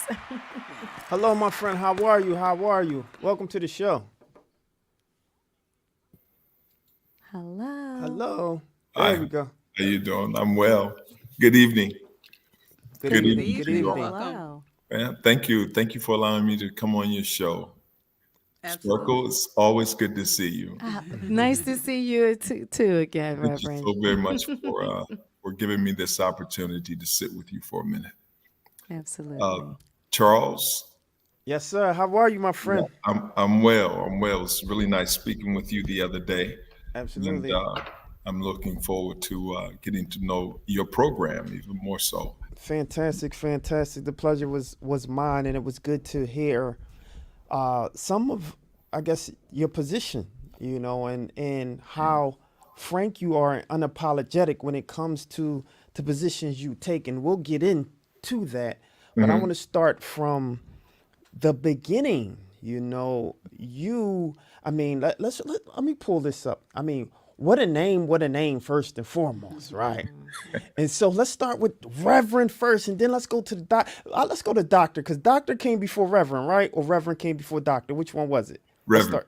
Let's start with the Reverend. I want to give a shout out to my dearly departed uncle, Reverend Gabriel Hardiman. He passed away a long time ago, and so he was someone who was profound in my life and did his work in the community and did a lot of very musical talent. Was part of the he actually created the Gabriel Hardiman delegation, and he was someone when I look at one of the first figures in my life that I would look up to, it was my uncle, right? And with my aunt, Annette Guess Hardiman, that was part of, she had a group also. And so they did an excellent job, and shout out to the Gabriel Hardiman delegation. So that was my extended family. And so my brother, how are you? Let's start there with the Reverend. What inspired you to get your reverendship, I believe is called, to get that title, and what led you to the path to do that in that consistent, those studies and the knowledge base that you have to do to get supported, and because I think that's gonna set the conversation to where the conversation is about to go, and so you can start to talk a little bit about that and why you are now taking a stance to, where your book is today. Well, thank you. And may I shout out those folks who have joined us today to listen to me pontificate here on this interview. Let me start by saying that it started with my grandmother, believe it or not. It's my grandmother who told me I would come to see her, and she said, Rod, you're the Lord's preacher. You know that, right? And I never knew what she was talking about. At my teenage years, I was a rascal, to say the least. But at age 29, I received my calling, and the church that I was currently at that time attending was Shiloh Baptist Church in Columbus, Ohio. I was born and raised there. And it was during a time of great crisis in my life, transitioning to entrepreneurship. And by the way, I'm a serial entrepreneur. I've engaged in a number of different entrepreneurial activities. During the time of my calling, I was headed to South Carolina and received a call. I spoke with my pastor. He acknowledged some of the things that I was sharing with him, and kind of that path grew over years. And I began to understand, hear the voice of God leading me to do certain kinds of works.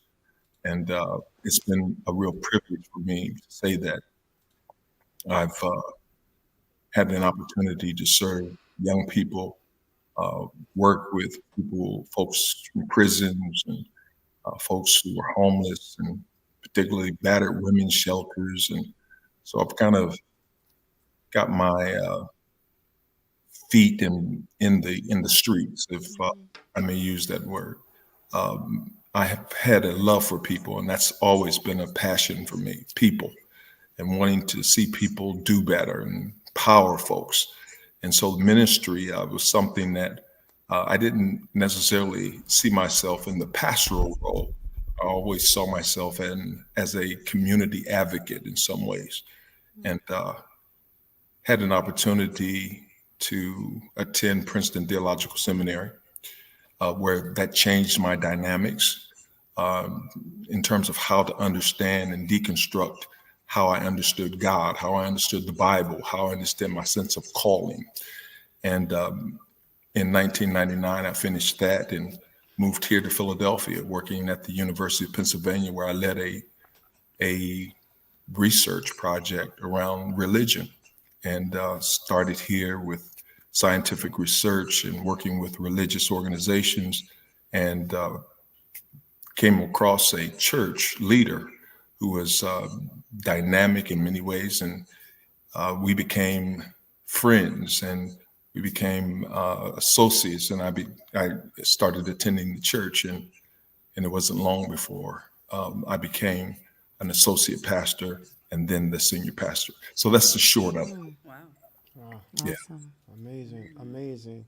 Mhm. I want to talk a little bit about in the history of BGU. You were the first African American to serve as the director of Doctor of Ministry degree program and vice president of the Caribbean, North and South America territory, representing BGU interests in 2017. That's a mouthful. Let's talk a little bit about that, and how did that feel being the first? It's always, I think we always love being the first, but sometimes that's a huge responsibility, right? Because that becomes often a challenge, Sure. and roadblocks and speed bumps placed in front of us to become that first. What was that experience like in being that first of BGU? Well, first off, Baki Graduate University is somewhat of an evangelical, ran by evangelicals. Oh, goodness. And I have been in the Baptist denomination since a kid.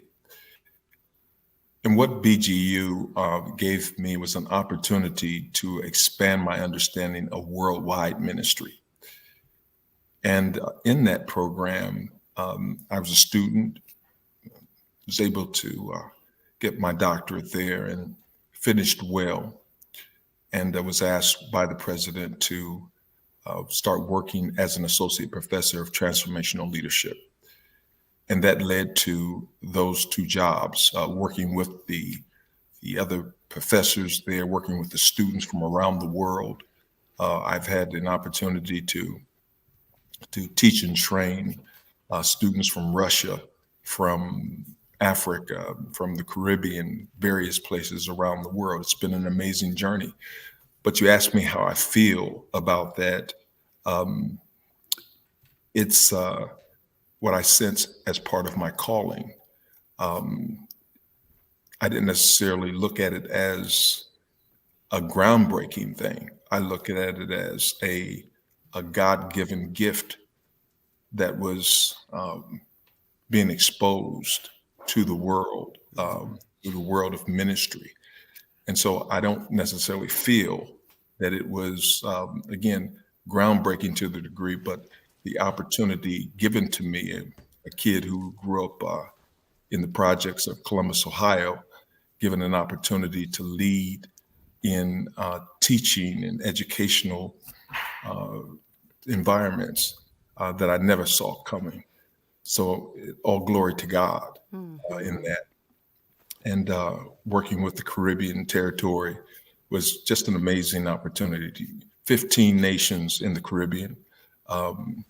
The university touches all 15 of those. And being able to represent their interests was quite an amazing opportunity. I wanted to just to kind of finish up on that, because you kind of led me into my next question. Sure.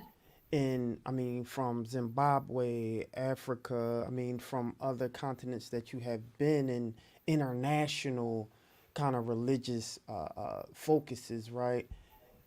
Did you see, or have you noticed any real, I'm gonna just stick with Christianity at this point. Have you seen any real, I don't want to use the word division, but any differences in the way that they kind of practice or facilitate their religion in those particular areas, continents?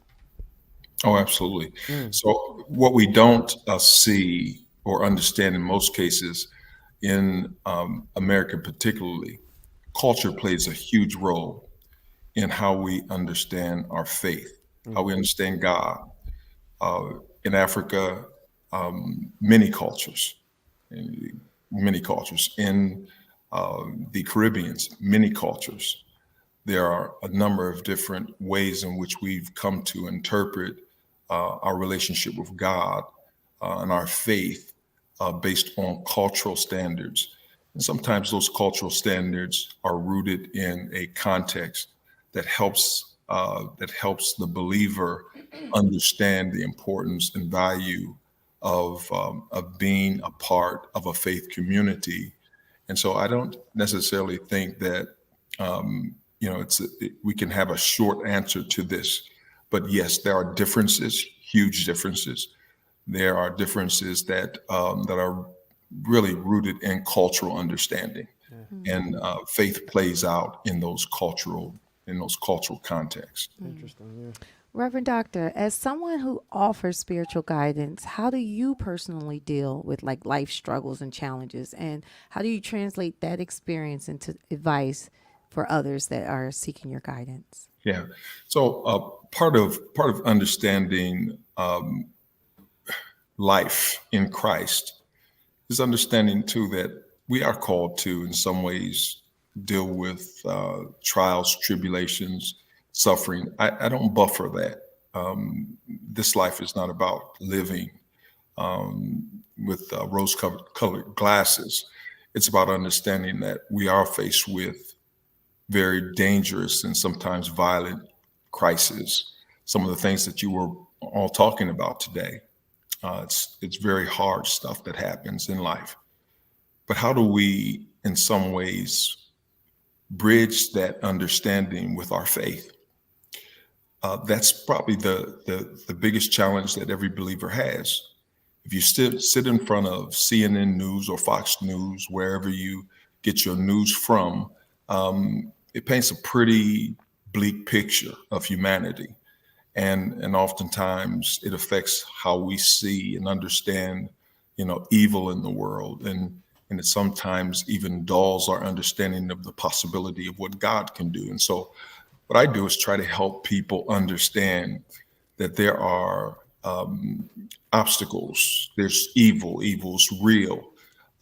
We have some choices to make as believers. And I believe our abilities to decide is a God-given gift to all of us, that we have some decisions to make.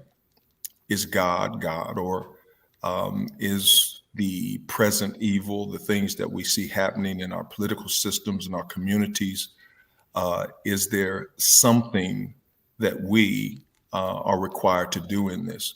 You see, I believe when I counsel people and share with people that there's some of the hard places that they have been in, and I have been in as well, I do believe that that there is a solution. I do believe that our faith plays out in the hard places. We grow in those places. Again, it comes down to how we're able to check our perspectives on matters that are going on around us, that are external to us oftentimes, and sometimes very close and personal. I believe that these are opportunities for us to grow. We can't avoid hard places, but we can in every way try to understand our sense of faith, our sense of community, our sense of who we are as children of God, as people of God who are called into times like this. I believe in the personal agency of everyone. Everybody has a level of influence, a level of gifting that is needed in our communities. And so I try to encourage people in that way. Your background from education, practical theology, psychology, and globalization, I want you to help me understand, for those who are watching, the context of what contextual preaching is. I think that will give some premise or background as we walk into your book, right? And so I want to talk a little bit about you being able to explain a little bit more on contextual preaching. Yes.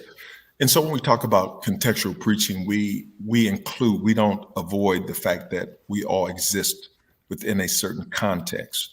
And I'm listening to you all talk, and you're sharing with each other the importance of trying to understand what's going on with our youth, right? What's going on with our families. You're searching for a context, and that context gives us an ability to do some deconstructing around how things are working, right?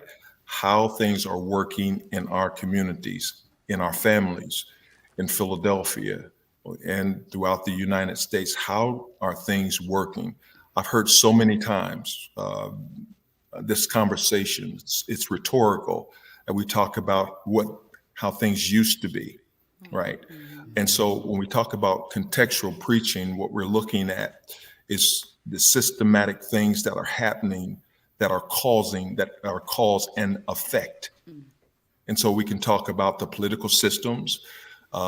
We can look at the contextual processes of what's happening in the United States when you have a Donald Trump, running for office and have run for office and have been president. What kind of context has created that kind of leadership in the United States? And so contextual preaching doesn't avoid those real aspects of life, that we are touching every day. We are wrestling with certain ideals and ideologies and things that what the smartest man that has ever lived said, there's nothing new under the sun. There's always a context, a way of doing some diagnostics around what is happening. Things are shifting, but they're shifting because of certain kinds of things that are happening in the world. And so when we are able to, as preachers, do enough around our thinking and our processing in terms of scriptures, always the foundation, but also understanding the present movement of society and the present movement of how the Spirit of God would have us to evaluate things under a spiritual lens as well as a lens of reality. So, for instance, when you talk about young people, shooting up during the day, doing all kinds of things that we just aren't used to, aren't accustomed to. Well, that's a context. There's a context here that we need to look at. We need to evaluate. And I'm one of those preachers that believe in using, the science of behavioral sciences, Right. In a way that is not going to be destructive, but a way to kind of create some constructs around how to understand human behavior in times like this. And if I can say to you, how many rites of passage programs exist within Philadelphia for young males to cross over, into malehood. Now, when I was growing up, those kinds of services were available to us. Right. Even if they weren't through other Black men, there were Boy Scouts, there were all kinds of different programs, Boys and Girls Clubs, programs that help to kind of guide your thinking around what it means to be productive. Right. A lot of those programs now have gone. In churches themselves, we've created mentoring programs, and we've tried to get churches. And by the way, I've been a part of the facilitation of what is called Amachi. Amachi started here. It was a faith-based program that churches were allowing their people to become trained in mentoring and mentoring children who had a parent in prison. And that program is still going on. In fact, it's now a line item in Congress.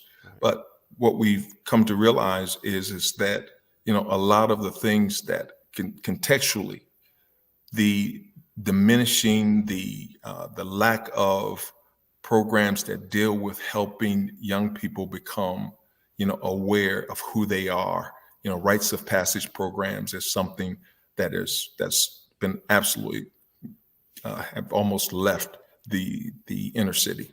Correct. And when you asked that question, you couldn't see me, but I was shaking my head because there are none, or at least none that I know about.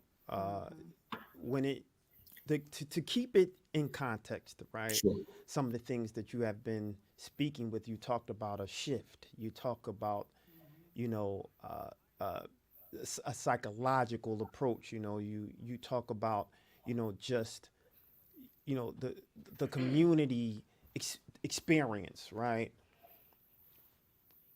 Just as a quick pivot, I want your summation or your critical kind of thought of, because when you think shift, I think of energy, right? Sure. And so there has been huge conversation based around this past week, which underscores this eclipse, right?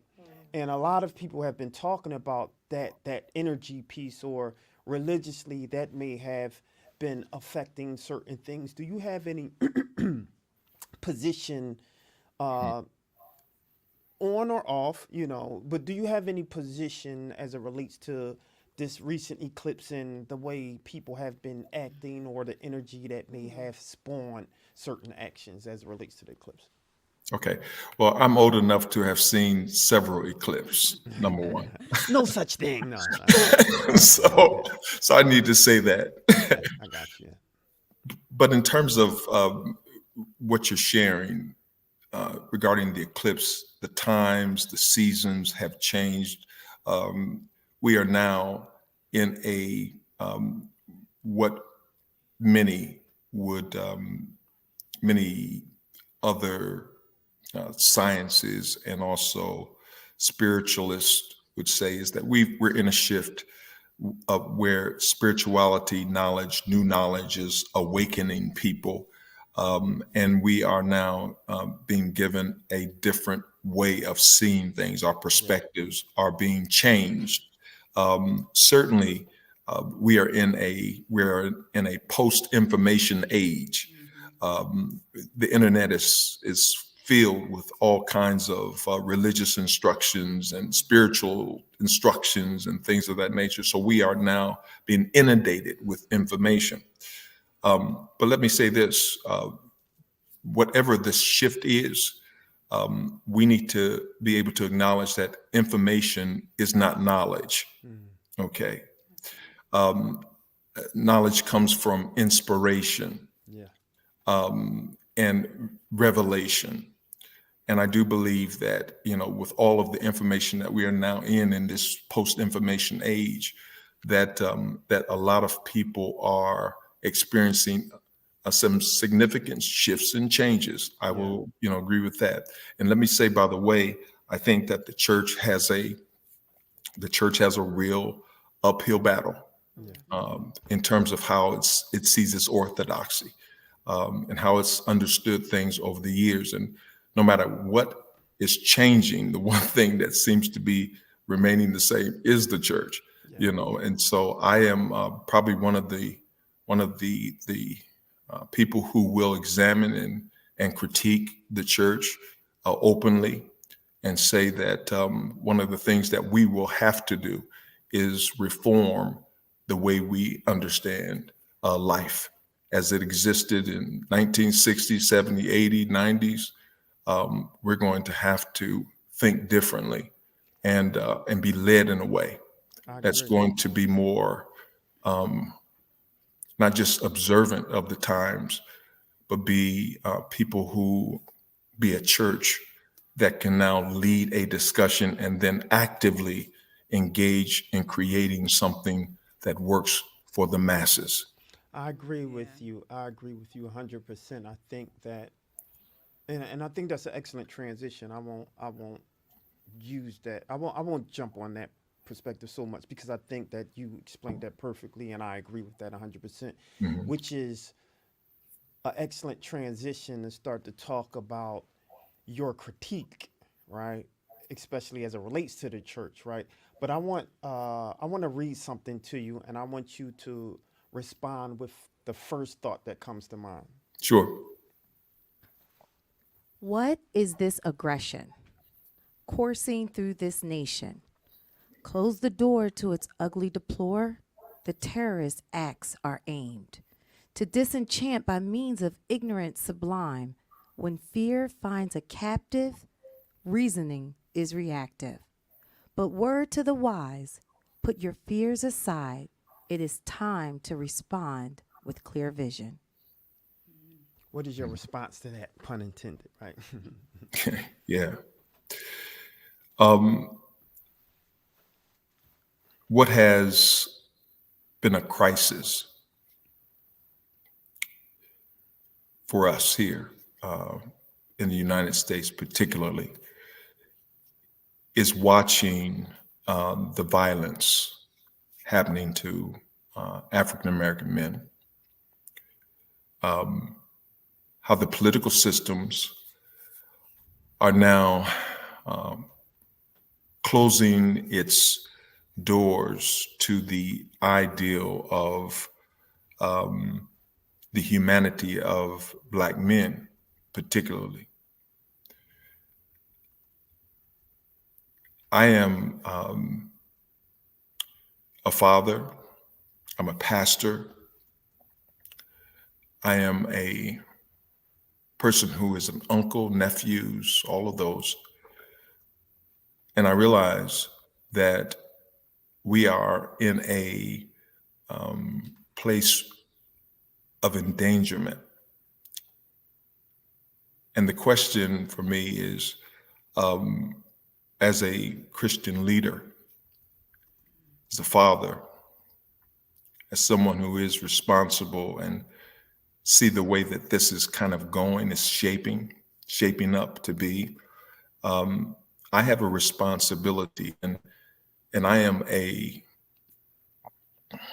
person who have read, the courage of Dr. King and Malcolm X. And I realized too that there's a time when you have to stand and be counted. And as a man, the last thing that we can count on is a system that has shown us over and over that has no respect for us, no love for us, and in fact wants to constantly submit us to any form of injustice and inhumanity. And so the poetry gives me opportunity to make expression. I am not going to live in fear. And I don't expect any Black man to live in fear. And as a requirement, I have the right to stand up for my life. I have the right to stand up for my family's life. And I'm not going to ask permission for that. I am a gun owner. And I shared with my church just recently, in fact, I don't necessarily ever want to use it. Right.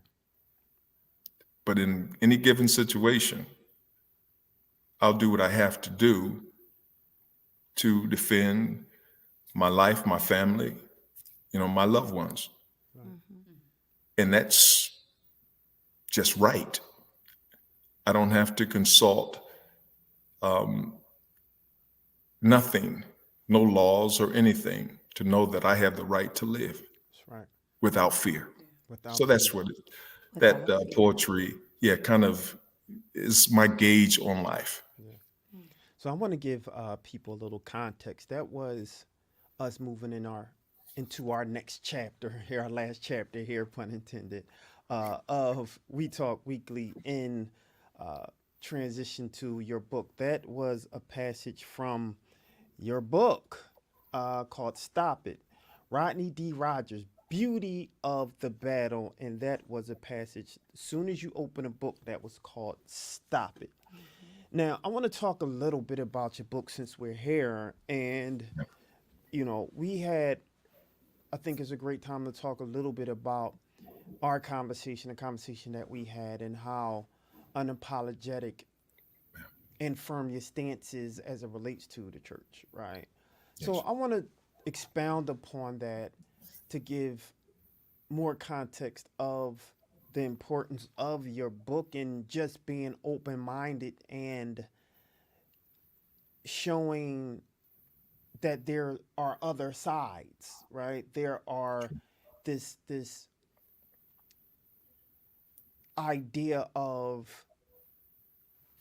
thinking differently or being open to thinking, and I think that's what I received from the book, right? And so in our conversation, so I want you to give you the opportunity to talk a little bit about, your positions and your critique, so to speak, to give more light on your psychological position, if that makes sense. Yeah. Thanks, Charles. Yes, sir. The book was originally going to be a series of just chapters of my sermons. And then COVID happened, and also the George Floyd thing happened, and Freddie Gray thing happened, and all these horrendous social events happened, and it really was shaking me up. And it shook me up to the degree that I had to rethink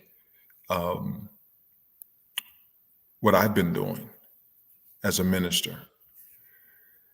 And I had to ask myself a question. We are churches, we have been spreading the gospel. Our church has been spreading the gospel. We have had all kinds of programs of sharing our resources, health and education, and you name it, we've probably done that and more. Then the crisis that became so evident to me is that we as a community, we've already known that we're vulnerable. But when we're constantly in attack and it's in our face, what do? So I had to transition my thinking and think about the creative, redemptive aspect of our faith. The creative, redemptive aspect of our faith. And when I say that, I'm speaking of being able to make meaning out of these times. There would be times, and I'd sit in front of the television, and I'm watching, Black men being shot down in the streets, and tears are running down my eyes, and I felt powerless. And so what the book gave me opportunity to do was make expression of what I felt without taking away my faith. Because I can imagine, as someone who have been preaching for over 30 years and walking with people and working with folks in our communities, I was having some real struggles with what it meant to be faithful in this time and what it meant to be a minister in times like this. I was really struggling on a personal level. And what the book gave me opportunity to do is think about what's happening, in the era of Trump and the fascism that we see happening in the United States. What I had an opportunity to do was think about the real issues, but let's put it in a story that gives me an opportunity to critique politics, because you have 2 or 3 different themes throughout the book. One is politics versus religion, good versus evil, other values that we kind of hold on to that we haven't necessarily critiqued as useful for us in times like this. we're in war. We're at war Yes. in our communities, Yes. period. We're at war, folks. And no matter what, we have to rethink and look at what's there and do some critical review and thinking about it. So I had to put it in a story. It's a social justice novel, honestly. And oftentimes we are looking at and saying as believers, God is love, God is love, God is love. And we're seeing all this violence that's going on right around us. And so what I wanted to do in this novel was attach something that is just like the word love, which is kind of unfathomable in its own way. Love is just, it covers, the Bible says it covers a multitude of sins. It says God is love. But beauty is one of those elements of life that we can all enjoy, but sometimes we do not relate beauty with God. And when I say that, I'm saying that from a social justice perspective. Now, I'm thinking if Paul is right, that all things are indeed working together for good to them that love God, to them that are called according to his purpose, then God has a plan. And that plan is beautiful. Beauty is unfathomable like love is. I don't care how many books we write about love, you'll never really touch the depths of love. Not in any way. Beauty is the same thing. You'll never really touch the depths of beauty. And I think God is ultimate love and beauty. Both of them are the same. And so throughout the book, what I tried to do is capture themes within our communities, urban communities, and the church is up front. We got a bishop, we got the politicians, but we also have a group of women, 3 of them, I call them the tribe. And they're a peculiar bunch of people. They're peculiar simply because you don't necessarily see them as individuals who are somewhat like savior figures, but they're advocates in the community. One is a spiritual woman.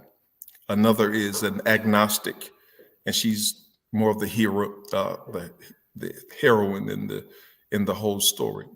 The other is a gay Jewish woman. These individuals who are different, unique, and peculiar in every way, somehow God can use these folks to do some things that seem to be impossible, because the forces that are working within our communities are so systemic and embedded in our communities that they can have cause and effect in different ways throughout our communities. And land development is kind of one of those areas where we see, right, in urbanization, we see gentrification happening.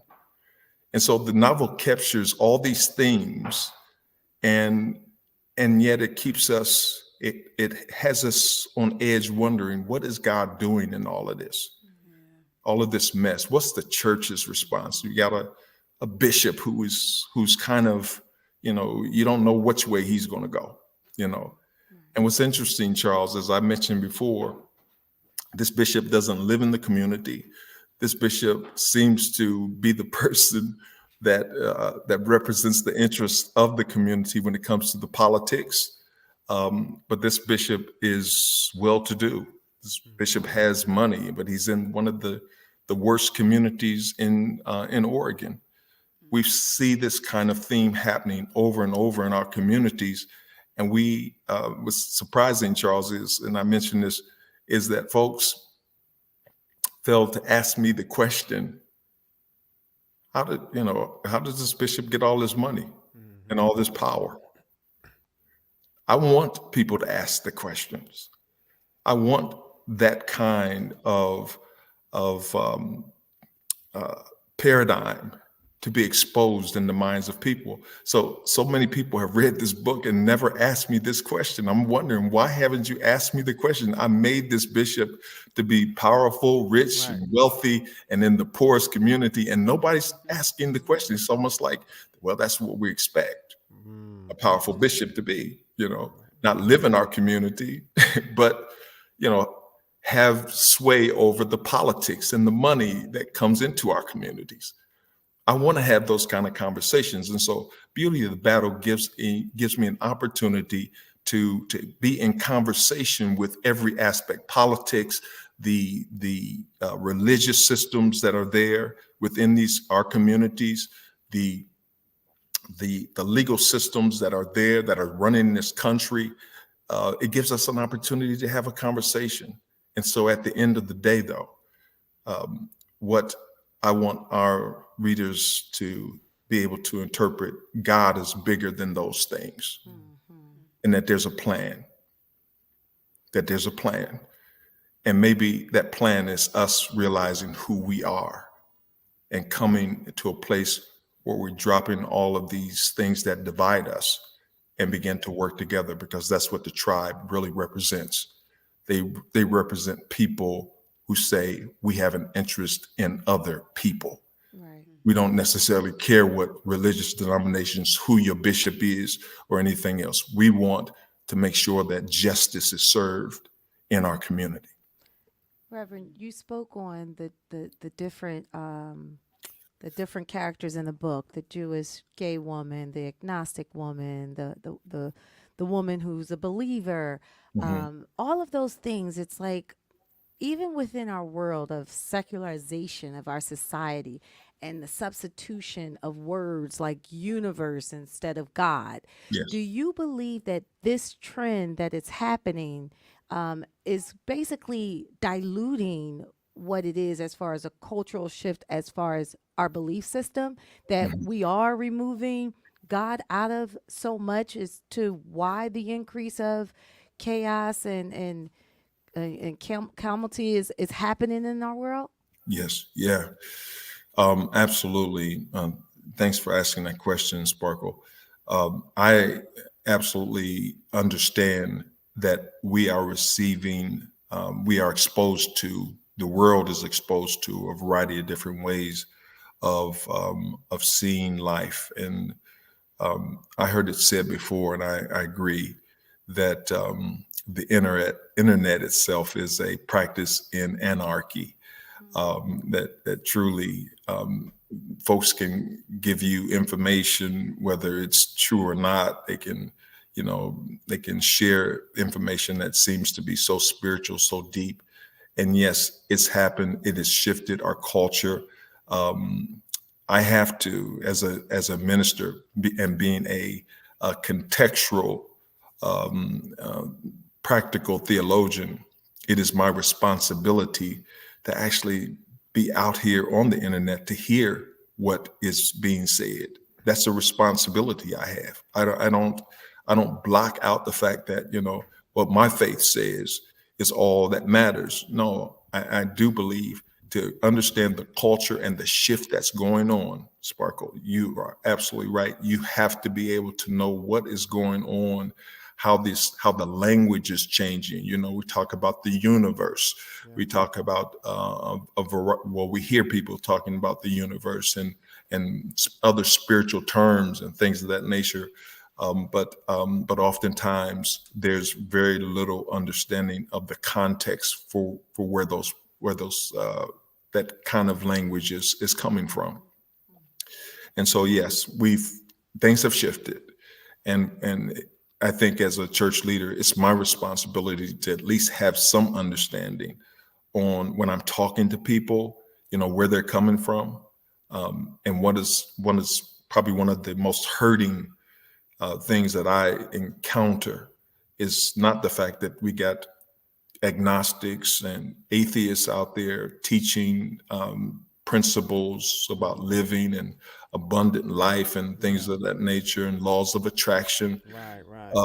What hurts me most is when I see the church in a phase where we're not, being able to have conversations with people about what this is that we're dealing with. What is it that we're actually dealing with today, where we see the lethal nature of our politics, our law enforcement, and the church's inabilities to act and respond as a group of people who are lovers of others, lovers of people. I just see Jesus as a movement that is a lover. He's a lover of people. He loves people, and it's clear that grace and mercy are so important and foundational to everything. And I believe that it hurts me when I see the church not operating in love, grace, and mercy, and standing on old orthodoxy that's unexamined, and has really very little impact on this new culture, this new generation, or these other intrusions in terms of spirituality and changes in language and all those things. Yeah.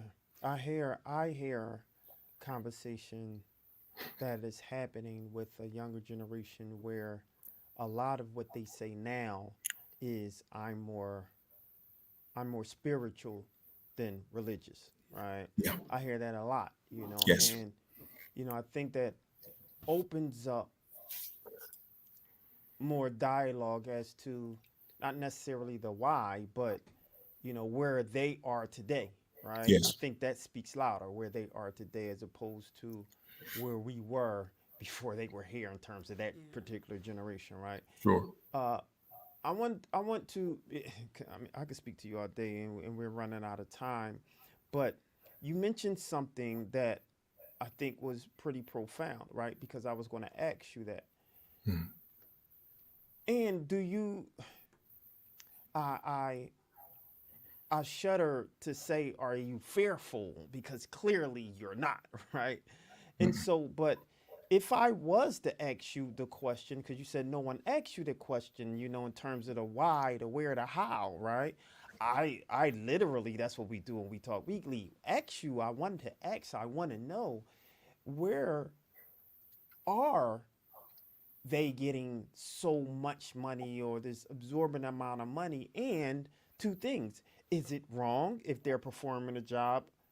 Or two, is that not something that is expected in performing or giving the word, so to speak, right? Because there's tithes that people have to pay, right? And so who then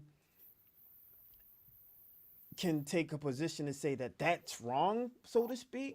I have my own personal views. I'm not Christian, right? And so that's a conversation in itself. But Sure. When we talk about, right or wrong, is that even a position to take? But I would like to know the how, the reason, the why, and what. Okay. Well, Charles, I'm one person, but I thank you for asking the question. One of the concerns that I have about the current church and the state of the current church in terms of its collective thinking,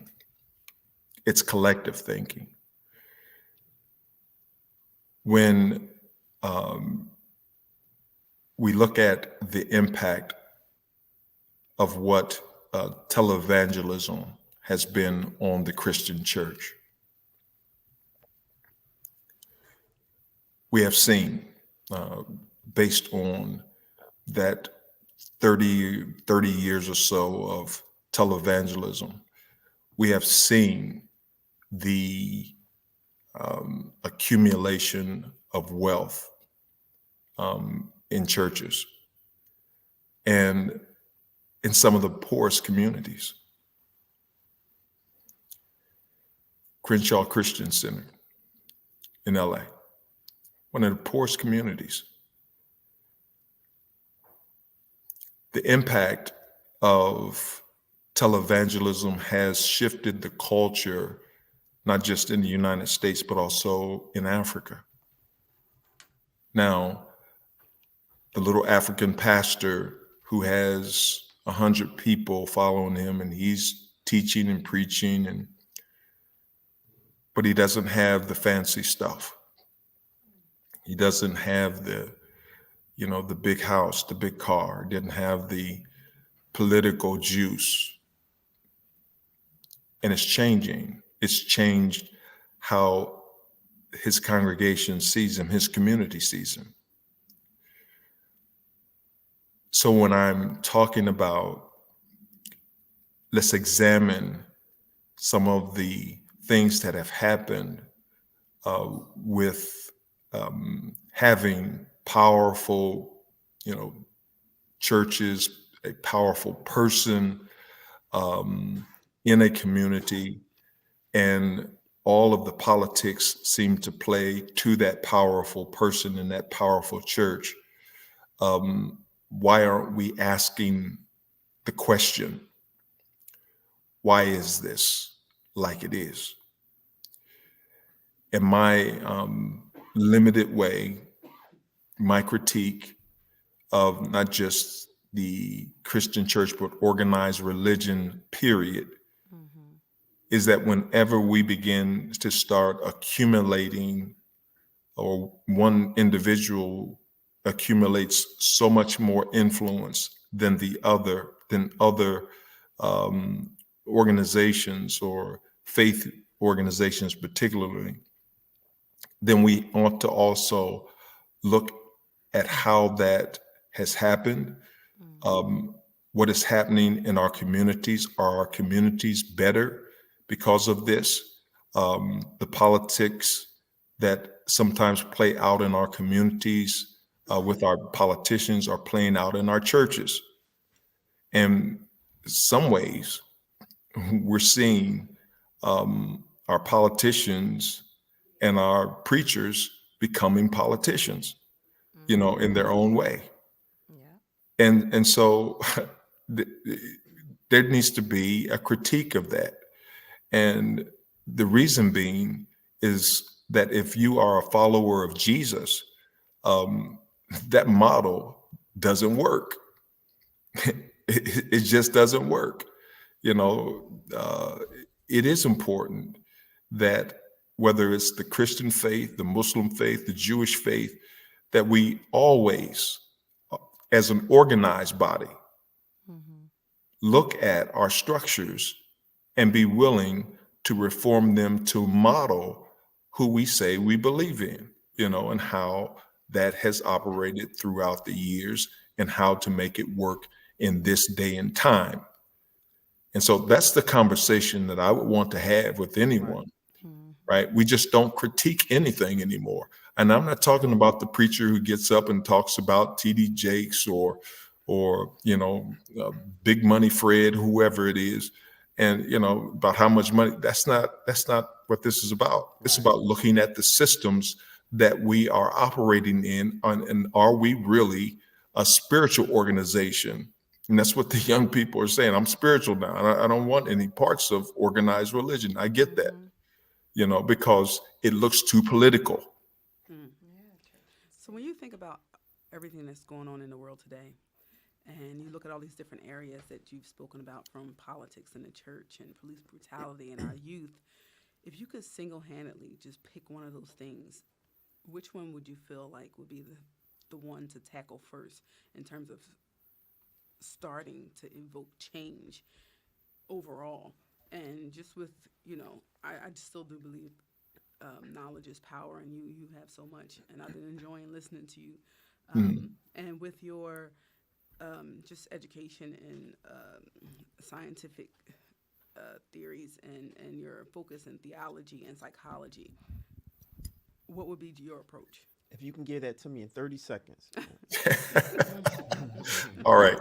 I believe first and foremost in teaching and I believe in the personal agency of every human being. I believe that everyone is made in the image of God, and somehow we have to start recognizing that every gift, every person is a gift given to us by God. And so I think, the first place I would have to start is the church itself, because we are we're people who are holding up a certain kind of value. And that value, is used to at least guide society, guide communities, guide families. And so I would have to look at the church, organized church itself, as the place of starting, simply because all these other factions, such as politics and the political systems, law enforcement, all those things, that's a whole nother, we have the capacity to look at and perceive people as being children of God, people who are made in the likeness and image of God. So their personal agency is where I'd start, helping to empower people, to know who they are. And that alone, I think, can start the change in people's families and also in our communities. My brother, I'm gonna give you a round of applause. We are so far past our time that, but I'm sorry. Listen, and the reason I'm saying that is because the conversation was such a great conversation, and the information that you are giving, I think, is something that the community needs to hear, and it's relevant.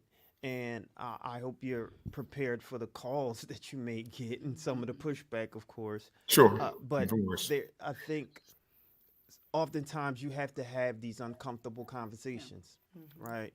If you want change, absolutely. Absolutely. If you want change, I think oftentimes we are comfortable in running in place, and no one wants to have those conversations to push the needle, because that's what sparks real change. Yes. And so I just want to thank you for that, and thank you for this conversation, and just to let you know that we really appreciate you coming on.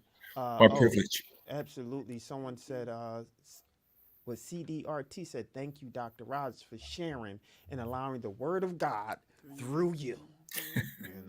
But yeah, you definitely have, I think, what you carry with not only your tonality and how you speak. I think you speak from a word, you speak from passion, and you speak from love. And that's where we have to all begin. And God is love, right? And that's where we have to speak from. I want to pull this back up so people can say. So before we let you leave, can you tell everyone where they can get this book, some more information, how they can contact you, and all that good old stuff? Yes. Thanks again, Charles. It is on Amazon as an ebook currently.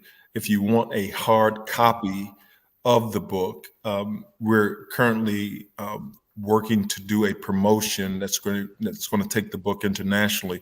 But if you want a hard copy of the book, you can email me at office, OFFICE_admin at Workhouse Publishing, work, WORK, house, PUB, forgive me, .net. I want, hold on, because I want to tease everybody real quick, because I got mine. And it's signed. I appreciate you, my brother. Thank you so much. You got it. You continue. Look, it's thick too, y'all. You continue to do what you do. You continue to spread the word and let the word come through you. As the sister said, we really appreciate you, and we want you to continue to fight the good fight. Yes. And one thing that we say on the show is, once you come to the show, you're a friend to the show, so you're always welcome to come back. Absolutely. And you have a lot to say, and we want you to, say more. Thank you. On another day.